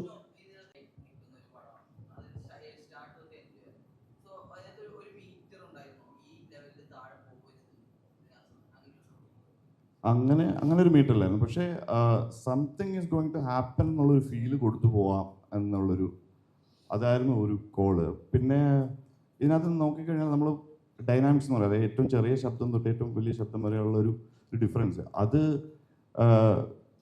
ബേസിക്കലി നമ്മുടെ ഓഡിയൻസിനെ എടുത്ത് പറയേണ്ട ഒരു കാര്യമുണ്ട്. ഇതിനു മുമ്പ് ഞാൻ ചെയ്ത എക്കോ ആണ്. അപ്പോൾ കണ്ടന്റ് ഇസ് കിങ് എന്ന് പറയുന്ന ഒരു അവസ്ഥ ഉണ്ടല്ലോ, അത് അങ്ങനെ ഒരു സ്പേസിലേക്ക് നമ്മൾ എത്തിക്കഴിയുമ്പോൾ ഒരു കൺസിസ്റ്റൻറ്റ് ലെവലിൽ അല്ലെങ്കിൽ ഇത്ര ലൗഡ്നെസ്സിൽ കൊടുക്കുന്ന ഒരു ഓഡിയൻസ് ആയിരിക്കത്തില്ല ഫ്രണ്ടിൽ വരിക. നമ്മുടെ ഈ മലയാള സിനിമയ്ക്ക് എനിക്ക് തോന്നുന്നത് മലയാള സിനിമയിൽ ഇപ്പോൾ വർക്ക് ചെയ്യുമ്പോൾ നമുക്കൊക്കെ ഉള്ളൊരു ഭാഗ്യം ഇങ്ങനെയുള്ള സിനിമകൾ വർക്ക് ചെയ്യാൻ പറ്റും എന്നുള്ളതാണ്. എനിക്ക് തോന്നുന്നു ഒരു ഹിറ്റായ കണ്ടന്റ് അല്ലെങ്കിൽ ആ സ്ട്രാറ്റജി അടുത്ത പടത്തിൽ നമ്മൾ ഇവിടെ യൂസ് ചെയ്യാറില്ല. പുറത്തുള്ള സിനിമ ഇൻഡസ്ട്രീസ് നോക്കിക്കഴിഞ്ഞാൽ അവർ കുറച്ച് നാൾ ആ സ്ട്രാറ്റജിയിലായിരിക്കും പോവുക. അപ്പോൾ ആസ് എ ടെക്നീഷ്യൻ, ആസ് ആർട്ടിസ്റ്റുകൾ ചിലപ്പോൾ ഒരേ പാത്ത് ഫോളോ ചെയ്യേണ്ടി വരും. അപ്പോൾ അങ്ങനെ വെച്ച് നോക്കുമ്പോൾ ഇതിനകത്ത് അങ്ങനെ ഒരു ഡിമാൻഡേ ഇല്ലായിരുന്നു. ലൈക്ക് ഇത്ര വോളിയത്തിൽ അല്ലെങ്കിൽ ഇങ്ങനൊരു ഇതിൽ കൊടുത്താൽ മാത്രമേ ഈ പടം ഇതാവുള്ളൂ എന്ന്. പക്ഷേ സൗണ്ട് ഒരു വലിയ ക്യാരക്ടറാണ്. അപ്പം അതിന് ജെനുവിനിറ്റി ഉണ്ടാവണം, അതിന് ലൈഫ് ഉണ്ടാവണം. അതായിരുന്നു ഒരു കൺസെപ്റ്റ്. ബേസിക്കലി മഴയാണെങ്കിലും അതിനകത്തുള്ള ഓരോ ചെറിയ ചെറിയ ശബ്ദങ്ങളാണെങ്കിൽ കേൾക്കുന്ന ശബ്ദങ്ങൾക്കൊരു മോട്ടീവ് ഉണ്ടായിരിക്കണം. അത് പടവുമായിട്ട് കണക്റ്റഡ് ആയിരിക്കണം, പടവും പ്രേക്ഷകനായിട്ട് കണക്ട് ചെയ്യുന്നൊരു കാര്യമായിരിക്കണം. ആവശ്യമില്ലാത്തൊരു ശബ്ദവും കേൾക്കരുത്, ആവശ്യമില്ലാത്ത രീതിയിലും കേൾക്കരുത് എന്നുള്ള രീതിയിലായിരുന്നു. അത് മ്യൂസിക് ആണെങ്കിലും ഇപ്പോൾ ഗോഡിൻ്റെ കേസ് പറഞ്ഞു കഴിഞ്ഞാൽ ഒരു ഗട്ട്സ് എടുത്തിട്ടുണ്ട് ഇതിൽ. കാര്യം ഓരോ നമ്മൾ ഈ കണ്ടുവന്ന രീതികളുണ്ട്. ഒരു ഇമ്പാക്റ്റ് കൊടുക്കുക, ഒരു ടെസ്റ്റിൻ്റെ സമയത്ത് ഇത്ര അധികം ഇമ്പാക്റ്റിൽ കൊടുക്കുക, അല്ലെങ്കിൽ ഇങ്ങനെയുള്ള ഇൻസ്ട്രുമെൻറ്റ്സ് യൂസ് ചെയ്യാന്നൊക്കെ ഉള്ളൊരു രീതിയുണ്ട്. ഗോഡിൻ ശരിക്കും അത് ബ്രേക്ക് ചെയ്തിട്ടാണ് എൻ്റെ സ്കോർ ചെയ്തിരിക്കുന്നത്. അപ്പോൾ നമുക്ക് ആദ്യം ഇത് മതിയോ, ഇത്രയും കൊടുത്താൽ മതിയോ എന്നൊക്കെ ഉള്ളൊരു ഡൗട്ടുകളുണ്ടായിരുന്നു. പക്ഷേ അതേ മ്യൂസിക് ഡയറക്ടർ അവനെടുത്ത ഒരു കോള് നമ്മൾ സപ്പോർട്ടീവായിട്ട് നിന്നു. ഇവൻച്വലി ലൈക്ക് ഓഡിയൻസിന് അത് എക്സ്പീരിയൻസ് ചെയ്യുമ്പോൾ ദേ ആർ സാറ്റിസ്ഫൈഡ് എന്നുള്ള അവസ്ഥയാണ്. Vishnu bro, hello. ഇടിക്കുന്ന സീൻസ് അല്ലേ ഇടിക്കുന്നത്? അപ്പോൾ ആ സൗണ്ട്സ് ക്രിയേറ്റ് ചെയ്യുന്നത് ഇപ്പോൾ മീറ്റ് ഉണ്ടല്ലോ, മീറ്റിനകത്ത് ഇടിച്ചിട്ടാണ് ആ സൗണ്ട് റെക്കോർഡ് ചെയ്തെടുക്കുന്നത്. അപ്പോൾ ആർട്ടിഫിഷ്യലി ക്രിയേറ്റ് ചെയ്യുന്ന സൗണ്ട്സ് ആണ് അതൊക്കെ. അപ്പോൾ ഇതിനകത്തിൽ റിയലായിട്ട് ചെയ്തത് ഏതൊക്കെയാണ്, ഓൾസോ ആർട്ടിഫിഷ്യലായിട്ട് ചെയ്യേണ്ടി വന്നത് ഏതൊക്കെയാണ്, അതൊന്ന് പറയാമോ? കേൾക്കാൻ രസമായിരിക്കും. ഇതിൽ നാച്ചുറലായിട്ടുള്ള സൗണ്ടിനെയും നമ്മൾ ഞാൻ മുമ്പേ പറഞ്ഞ പോലെ കേൾക്കാത്ത ഒരു രീതിയിലേക്ക് കൺവേർട്ട് ചെയ്തിട്ടുണ്ട്. അപ്പോൾ അത് അത്ര എവിഡൻ്റ് ആയിരിക്കില്ല. പിന്നെ ഇതിൽ എസ്പെഷ്യലി അതിനകത്തൊരു സീക്വൻസ് ഉണ്ട്, പിന്നെ പറഞ്ഞു കഴിഞ്ഞാൽ ഇതാവുമെന്നറിയില്ല. ബട്ട് ആ ഒരു സീക്വൻസിൽ ഒരുപാട് സൗണ്ടുകൾ വന്നു പോകുന്ന ഒരു ഏരിയ ഉണ്ട്, നമുക്ക് റിപ്പീറ്റഡ് ആയിട്ട് വരുന്ന ഏരിയാസ്. പിന്നെ ഒരു സ്പേസിലേക്ക് പോകുന്നുണ്ട്, ഇതിനകത്ത് മെയിൻ ക്യാരക്ടർ വേറൊരു സ്പേസിലേക്ക് പോകുന്നുണ്ട്. അപ്പോൾ പിന്നെ അതല്ലാതെ പല പല സ്പേസുകൾ കാണിക്കുന്നുണ്ട്, റിപ്പീറ്റഡ് ആയിട്ട് വരുന്ന കാര്യങ്ങൾ വരുന്നുണ്ട്. അപ്പോൾ ഇതിലൊക്കെ ശരിക്കും പറഞ്ഞു കഴിഞ്ഞാൽ നമ്മൾ യൂസ് ചെയ്യുന്ന സൗണ്ടുകളിൽ ഓഡിയൻസുമായിട്ട് കമ്മ്യൂണിക്കേറ്റ് ചെയ്യണം, ബട്ട് ഇൻ എ ഡിഫറെൻറ്റ് വേ. അങ്ങനെ നമുക്ക് ആ സ്പേസ് ത്രൂ സൗണ്ട് നമുക്ക് ഫീൽ ചെയ്യാൻ പറ്റുള്ളൂ. അപ്പോൾ ഈ ഡയലോഗ്സ് ആണെന്നുണ്ടെങ്കിലും ഇപ്പോൾ അതിലെല്ലാം നമ്മൾ വേറൊരു ട്രീറ്റ്മെൻറ്റ് അല്ലെങ്കിൽ വേറൊരു അപ്രോച്ച് അല്ലെന്നുണ്ടെങ്കിൽ അങ്ങനെ കണക്ട് ചെയ്യാമെന്നുള്ളൊരു തോട്ട് പ്രോസസ്സിൻ്റെ പുറകിൽ ഉണ്ടായിരുന്നു. മെയിനായിട്ട് ചോദിക്കും അതായത് ബ്രോ, ഇതാണ് നമ്മളെ സംഭവത്തോളം പറഞ്ഞില്ല, ഒരു 21 ദിവസമാണ് നമ്മൾ ധോണി ഫോറസ്റ്റിൽ ഷൂട്ട് ചെയ്തത്. അപ്പോൾ ആ ദിവസം മാത്രമേ നമുക്കവിടെ പെർമിഷൻ ഉള്ളൂ. അപ്പം ആ ദിവസങ്ങളിൽ നമുക്ക് ഷൂട്ട് ചെയ്തേ പറ്റുള്ളൂ. അപ്പം നമുക്ക് എല്ലാ ദിവസവും മീൻസ് എല്ലാ കാര്യങ്ങൾക്കും ഒരു plan A, plan B, plan C ഉണ്ടാവാറുണ്ട്. അപ്പോൾ നമ്മൾ പ്ലാൻ ചെയ്ത ദിവസങ്ങളിൽ ഒരാഴ്ച മുമ്പ് വരെ നല്ല വെയിലായിരുന്നു. നമ്മൾ പാലക്കാട് കാല് കുത്തിയപ്പോൾ തൊട്ടേ മഴ, ഈ വർഷം റെക്കോർഡ് മഴയായിരുന്നു പെയ്തത്. അപ്പോൾ ഒന്നെങ്കിൽ നമുക്ക് ഷൂട്ട് മാറ്റി വയ്ക്കുക, ഇല്ലെങ്കിൽ പ്ലാൻ ബിയിലൂടെ അല്ലെങ്കിൽ പ്ലാൻ സിയിലൂടെ കാര്യങ്ങൾ മുമ്പോട്ട് കൊണ്ടുപോകുക എന്നുള്ളതാണ്. അപ്പോൾ മഴയുള്ള ദിവസങ്ങളിൽ ചില സീനുകൾ നമ്മൾ മൊത്തത്തിൽ വായിച്ചു. അതായത് ഈ സീനുകൾ മഴയത്ത് സംഭവിച്ചാൽ എങ്ങനെയിരിക്കും, അതായത് നാച്ചുറൽ ഓൾറെഡി മഴയുണ്ട്, അപ്പോൾ അതൊരു മഴയത്ത് സംഭവിച്ചിട്ടുണ്ടെങ്കിൽ നമ്മുടെ സീൻ എത്രത്തോളം ലിഫ്റ്റ് ആവുന്ന സീനുകളുണ്ട് അല്ലെങ്കിൽ താഴത്തോട്ട് സീനുണ്ട്, അങ്ങനെ ഒരു ലിസ്റ്റ് എടുത്തു. ഫോർ എക്സാമ്പിൾ പറയുന്ന സിനിമ കണ്ടിട്ടുള്ളവർക്കറിയാം, ഇതിനകത്ത് ഒരു കാട്ടിലോട്ട് ഒരു 3 പേര് പോകുന്നൊരു സീനുണ്ട്. അപ്പോൾ ഇത് നമ്മൾ ഷൂട്ട് ഒരു 1 വീക്ക് മുമ്പ് വരെ ഈ ഒരു സീൻ ജസ്റ്റ് നോർമലായിട്ട് നടന്നു പോകുന്നൊരു പരിപാടിയായിരുന്നു. അപ്പോൾ ആ ഒരു കാലാവസ്ഥ കണ്ട ഒരു സമയത്താണ് നമ്മളത് ഓക്കെ, ഇത് മഴയത്ത് പോയാൽ കുറച്ചൊരു ബെറ്റർ ആയിരിക്കും, വിഷ്വലി ബെറ്റർ ആയിരിക്കും, നമുക്ക് ഷൂട്ടും കൊണ്ടുപോകാൻ പറ്റും. അപ്പോൾ അങ്ങനെ കുറച്ച് സീനുകൾ നമ്മൾ മഴയത്ത് പ്ലാൻ ചെയ്തു. അതിനിടയിൽ ഒരു കാര്യം പറയാം, അതിൻ്റെ ഏറ്റവും ഇൻട്രസ്റ്റിംഗ് ആയിട്ടുള്ള ഒരു കാര്യം എന്ന് വെച്ച് കഴിഞ്ഞാൽ ഇടയ്ക്ക് ജിത്തുവിനെ പ്രകൃതി ചതിക്കും. മഴ പെയ്യുന്നു, നമുക്ക് മഴയത്ത് ഷൂട്ട് ചെയ്യാൻ പറയുമ്പോൾ അപ്പോൾ മഴ നിൽക്കും. അപ്പോൾ പകുതി നമ്മൾ മഴയത്ത് ഷൂട്ട് ചെയ്തിട്ടുണ്ടാവും, ബാക്കി നമ്മൾ അങ്ങനെ റെയിൻ യൂണിറ്റിനെ കൊണ്ടുവന്നിട്ടാണ് ബാക്കി കംപ്ലീറ്റ് ചെയ്യുന്നത്. മനസ്സിലായോ? അപ്പോൾ അത്തരത്തിലുള്ള ഇമ്പ്രൂവൈസേഷൻ ഇങ്ങനെ വന്നുകൊണ്ടിരിക്കും. പിന്നെ ഇതിൻ്റെ ഏറ്റവും വലിയ ഇമ്പ്രൂവൈസേഷൻ അത് ജിത്ത് വെളിപ്പെടുത്താത്തതാണ്. ശരിക്കും ഇതിൻ്റെ ടൈലൻറ്റ് ഇതായിരുന്നില്ല, അത് പിന്നെ ലേറ്റർ ഓൺ ഇമ്പ്രൂവൈസ് ചെയ്തതാണ്. അപ്പോൾ അങ്ങനെ പല ഇമ്പ്രൂവൈസേഷൻ ഇതിനിടയിൽ നടന്നിട്ടുണ്ട്. ഞാൻ അതിനകത്ത് ഒരു കുഴിയിൽ വീഴുന്നുണ്ട്, പടം കണ്ടപ്പോൾ മനസ്സിലാവും. അതേപോലെ ഒരു കുഴിയിൽ അസ്കറിനെയും വീഴ്ത്തി ഷൂട്ട് ചെയ്യുകയും ചെയ്തിരുന്നു, പക്ഷേ അത് പിന്നെ പടത്തിലില്ല. അപ്പോൾ അങ്ങനെ പല സെക്കൻഡ് പാർട്ടിൽ അയ്യോ സോറി അത് റിവീൽ ചെയ്തു ഞാൻ. അപ്പോൾ അങ്ങനെ പല ഇമ്പ്രൂവൈസേഷനും അത് ആക്ച്വലി ഭയങ്കര രസമുള്ളൊരു പ്രോസസ്സും കൂടിയാണ്. കാരണം എന്ന് വെച്ച് കഴിഞ്ഞാൽ സിനിമ ഒരിക്കലും നമ്മൾ ഫസ്റ്റ് എഴുതി നമുക്ക് കിട്ടിയിരിക്കുന്ന ആ ബൗണ്ടഡ് സ്ക്രിപ്റ്റിൽ നിന്നല്ല ഫൈനൽ സിനിമ എന്ന് വിശ്വസിക്കുന്ന ഒരാളാണ് ഞാൻ.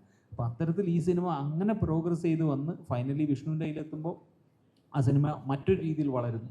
അങ്ങനെ ഭയങ്കര രസകരമായിട്ട് ഒരുപാട് ഘടകങ്ങൾ വന്നു. ഞാനത് ചോദിച്ചപ്പോൾ പറഞ്ഞു എന്നേ ഉള്ളൂ. വിനീതേട്ടാ ഇപ്പോൾ ഓൾസോ വേറെ കാര്യം ചോദിക്കാറുണ്ട്. ഇപ്പോൾ വിനീതേട്ടൻ എന്ത് പോസ്റ്റ് ഇട്ടാലും അതിൻ്റെ അടി വരുന്നൊരു കമൻറ്റാണ് ഗ്രീക്ക് ഗോഡ് ഓഫ് മോളിവുഡ് എന്ന് പറഞ്ഞിട്ട്.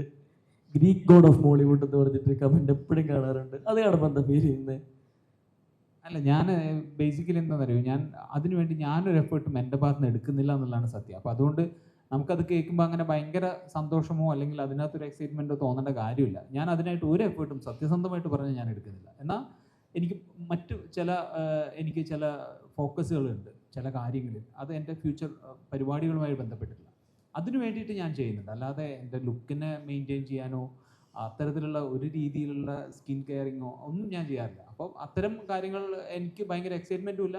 ചില നേരത്ത് ഞാൻ തന്നെ ആ പോസ്റ്റുകളിൽ നിന്ന് കമൻറ്റുകൾ ഇങ്ങനെ മായ്ച്ച് കളയാറുണ്ട്. കാരണം എനിക്കത് വലിയൊരു എക്സൈറ്റ്മെൻറ്റ് ഘടകമല്ല. കാരണം അതല്ലാതെ നമ്മുടെ ക്വാണ്ടിറ്റി ഓഫ് വർക്ക് എന്ന് പറയുന്നത് വേറെ പല കാര്യങ്ങളിലാണ് എൻ്റെ ഫോക്കസ് ഉള്ളത്. അല്ലാതെ അതെന്നെ അത്ര എക്സൈറ്റ് ചെയ്യുന്ന കാര്യമാണ്. ഓൾസോ ഇപ്പം ആക്ടിങ് കരിയറിലായാലും അല്ല എന്താ പറയുക, ഇവരെ ക്യാരക്ടേഴ്സ് ചെയ്യുമ്പോഴും കണ്ണ് അത്രത്തോളം ചേട്ടൻ ഹെൽപ്പ് ചെയ്യുന്നുണ്ടെന്ന് തോന്നുന്നുണ്ട്. ഇപ്പം കണ്ണ് മാത്രമല്ല, അത് ഒരു ആക്ടറിനെ സംബന്ധിച്ചിടത്തോളം എന്താണെന്നറിയോ, അവരുടെ എല്ലാ ബോഡി ലാംഗ്വേജ് എന്ന് പറയുന്നത് നമ്മളുടെ ആക്ടിങ്ങിൽ നമ്മൾ ഇപ്പോൾ നമ്മുടെ മൈൻഡ് സെറ്റ് അല്ലെങ്കിൽ നമ്മുടെ മൈൻഡ് ആ ക്യാരക്ടറിൻ്റെ മൂഡ് എന്താണ് അതിനനുസരിച്ചിട്ട് നമ്മുടെ എല്ലാ ശരീരഭാഗങ്ങളും നമുക്ക് ഉപയോഗിക്കണം. അതിനകത്ത് കണ്ണിൻ്റെ ഒരു സ്പെസിഫിക് ആയിട്ടൊരു കാര്യമില്ല. പക്ഷേ എൻ്റെ ചെറുപ്പം തൊട്ട് എൻ്റെ കണ്ണുകളെ കുറിച്ചിട്ട് പല ചോദ്യങ്ങളും എനിക്ക് വരാറുണ്ട്. പക്ഷേ ഈ പറയുന്ന പോലെ കണ്ണ് നമുക്ക് കാണുന്നതല്ലല്ലോ, മറ്റുള്ളവർ കണ്ടു പറയുന്നതല്ലേ. അപ്പോൾ ആ രീതിയിൽ അങ്ങനെയുണ്ടെന്നല്ലാതെ അഭിനയിക്കുന്ന സമയത്ത് ഇതെനി കണ്ണുകൊണ്ട് അഭിനയിച്ചേക്കാം അങ്ങനെയൊന്നുമില്ല. ആ ക്യാരക്ടർ എന്താണോ ഫീൽ ചെയ്യുന്നത് ആ മൂഡ്, ഞാൻ പറഞ്ഞില്ലേ, ഞാൻ ആകെ യൂസ് ചെയ്യുന്ന ഒരു ടെക്നിക്ക് എന്ന് പറയുന്നത് എൻ്റെ ഡയറക്ടറെ ട്രസ്റ്റ് ചെയ്യുക, അയാളുടെ അടുത്ത് മാക്സിമം ചോദ്യങ്ങൾ ചോദിക്കുക. ഈ ക്യാരക്ടറിൻ്റെ വെയർഅബൌട്ട്സ് അറിയാനും ആ ക്യാരക്ടറിൻ്റെ മൂഡ് അറിയാനും വേണ്ടിയിട്ട് മാക്സിമം ഞാൻ കാര്യങ്ങൾ ചോദിക്കും. അത് കഴിഞ്ഞ് കഴിഞ്ഞാൽ പിന്നെ ഞാനത് എൻ്റെ വളരെ ഓർഗാനിക് ആയിട്ടുള്ള ഒരു പ്രോസസ്സിൽ ആ ഇൻറ്റ്യൂഷന് വിട്ടുകൊടുക്കാറാണ്. അല്ലാതെ ഈ പറയുന്ന പോലെ അങ്ങനെ ഓക്കെ കണ്ണ് അങ്ങനെയൊന്നുമില്ല. ഓക്കെ,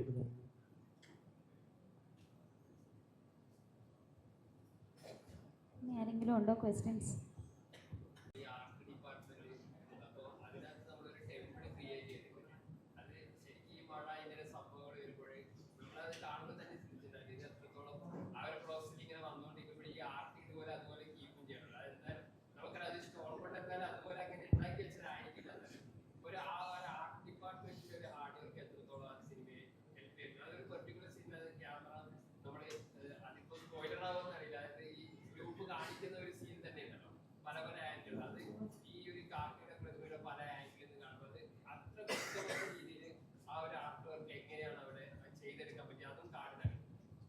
ആക്ച്വലി നമുക്കിപ്പോൾ പടം കാണുമ്പോൾ അറിയാം, ആർട്ടിൽ ഏറ്റവും ഒരു പ്രധാനപ്പെട്ട ഒരു ഭാഗം അല്ലെങ്കിൽ ഏറ്റവും കൂടുതൽ നമ്മൾ ഇൻവെസ്റ്റ് ചെയ്തേക്കുന്നത് ആ ഒരു പ്രതിമയിലാണ്.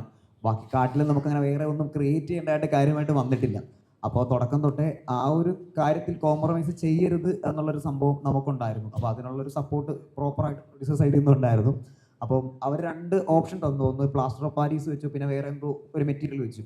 അപ്പോൾ ഫൈബർ വെച്ചിട്ട്. അപ്പോൾ ഇതാകുമ്പോൾ ഇതാകുമ്പോൾ പ്രോപ്പറായിട്ട് നമുക്ക് ഇതേപോലെ നമ്മൾ ചോദിച്ചിരുന്നു, അവിടെ മറ്റേ കാട്ടിൽ രാത്രി ആന ഇറങ്ങും, അങ്ങനെ കുറച്ച് പ്രശ്നങ്ങളുണ്ട്.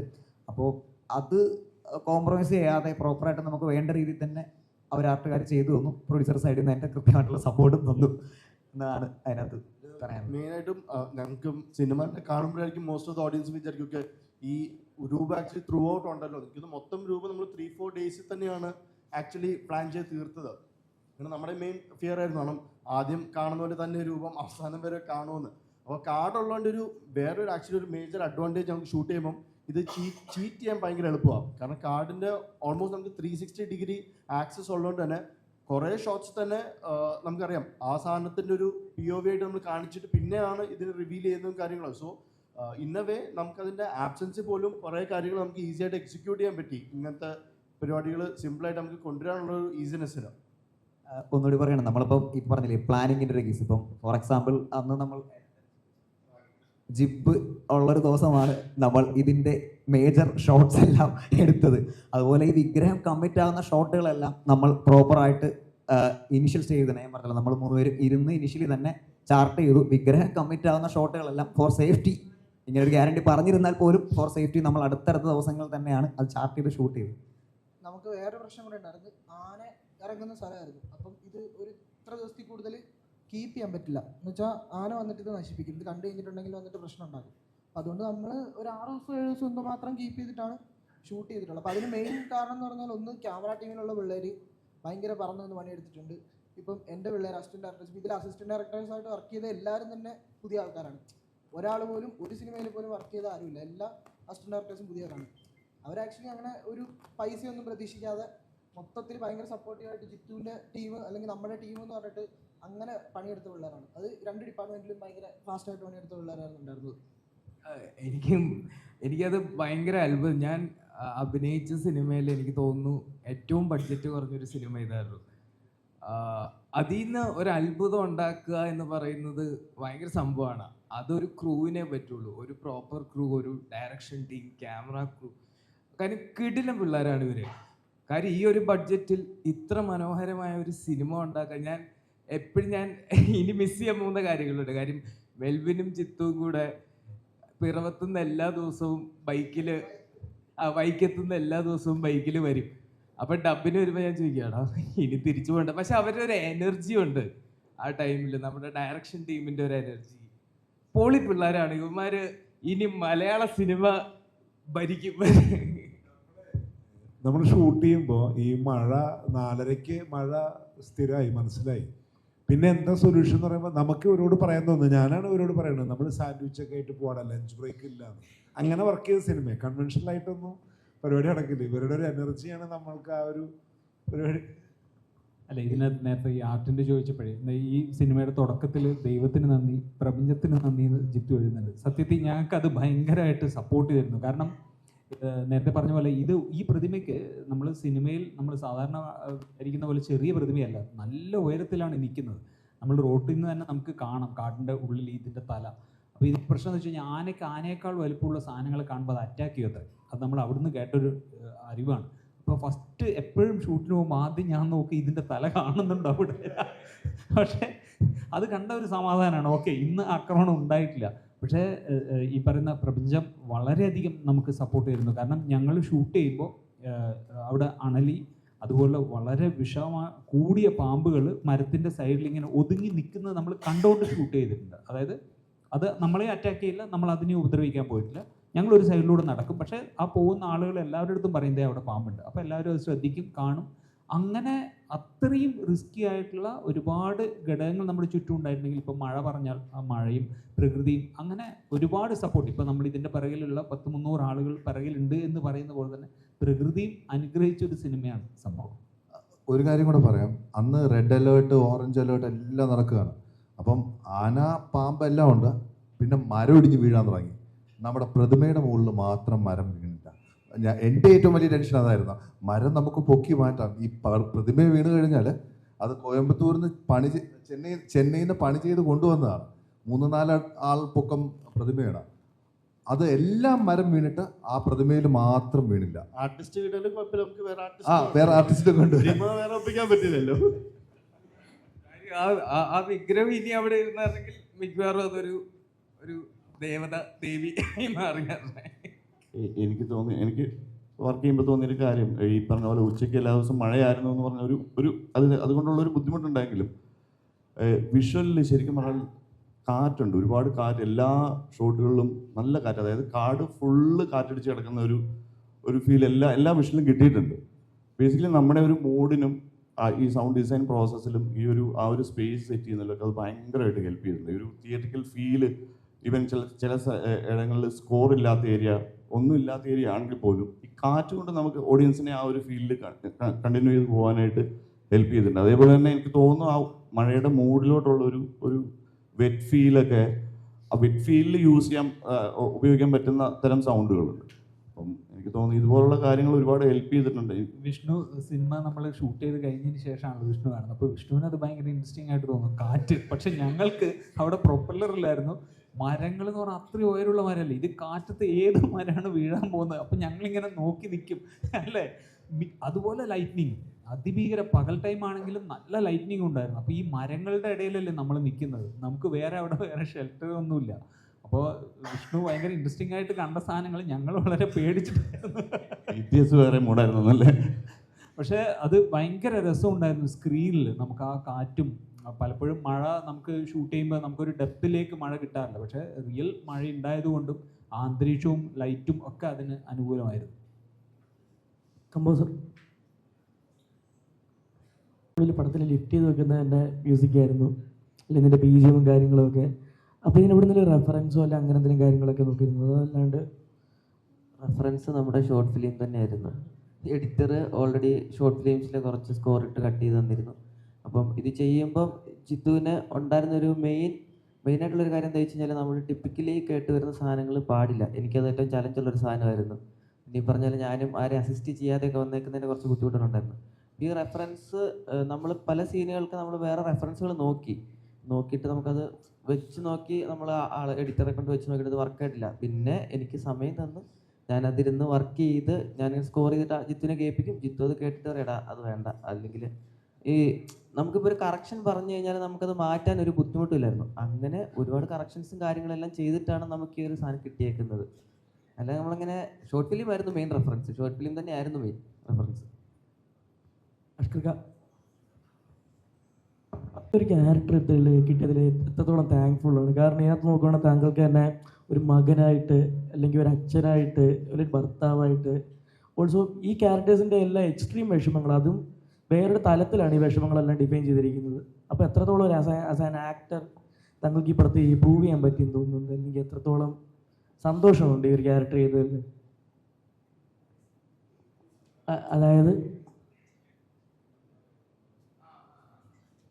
ഐ മീൻ എൻ്റെ ഓക്കെ ഇത് ആക്ട് ചെയ്തപ്പോൾ ഉള്ള സന്തോഷമാണോ ചോദിച്ചത്? ഇപ്പോഴത്തെ ഒരു സന്തോഷം. ഓക്കെ, ഭയങ്കര സന്തോഷം. ഈ പറഞ്ഞ പോലെ കുറേ സ്പോയിലേഴ്സ് ഉണ്ട് ഇത് പറയാനാണെങ്കിൽ. ബട്ട് അല്ലാതെ ഈ സിനിമയിലെ ക്യാരക്ടർ ഞാൻ നന്നായിട്ട് ചെയ്തു എന്നെല്ലാവരും പറയുന്ന കേൾക്കുമ്പോഴത്തേക്കും ഭയങ്കര സന്തോഷവും അതിൻ്റെ ഒരു എക്സൈറ്റ്മെൻറ്റും ഒക്കെ ഉണ്ട്. അത് തന്നെയാണ് ബ്രോ. അത് എനിക്ക് തോന്നുന്നു ഇതിലെ ക്യാരക്ടറെ പറ്റി എനിക്ക് തോന്നുന്നു കുറച്ചുകൂടെ കഴിഞ്ഞിട്ടായിരിക്കും ഡിസ്കസ് ചെയ്യാൻ പറ്റുന്നത്. അപ്പോൾ നമുക്ക് പറയാം. ഞാൻ ഭയങ്കര ഹാപ്പിയാണ്.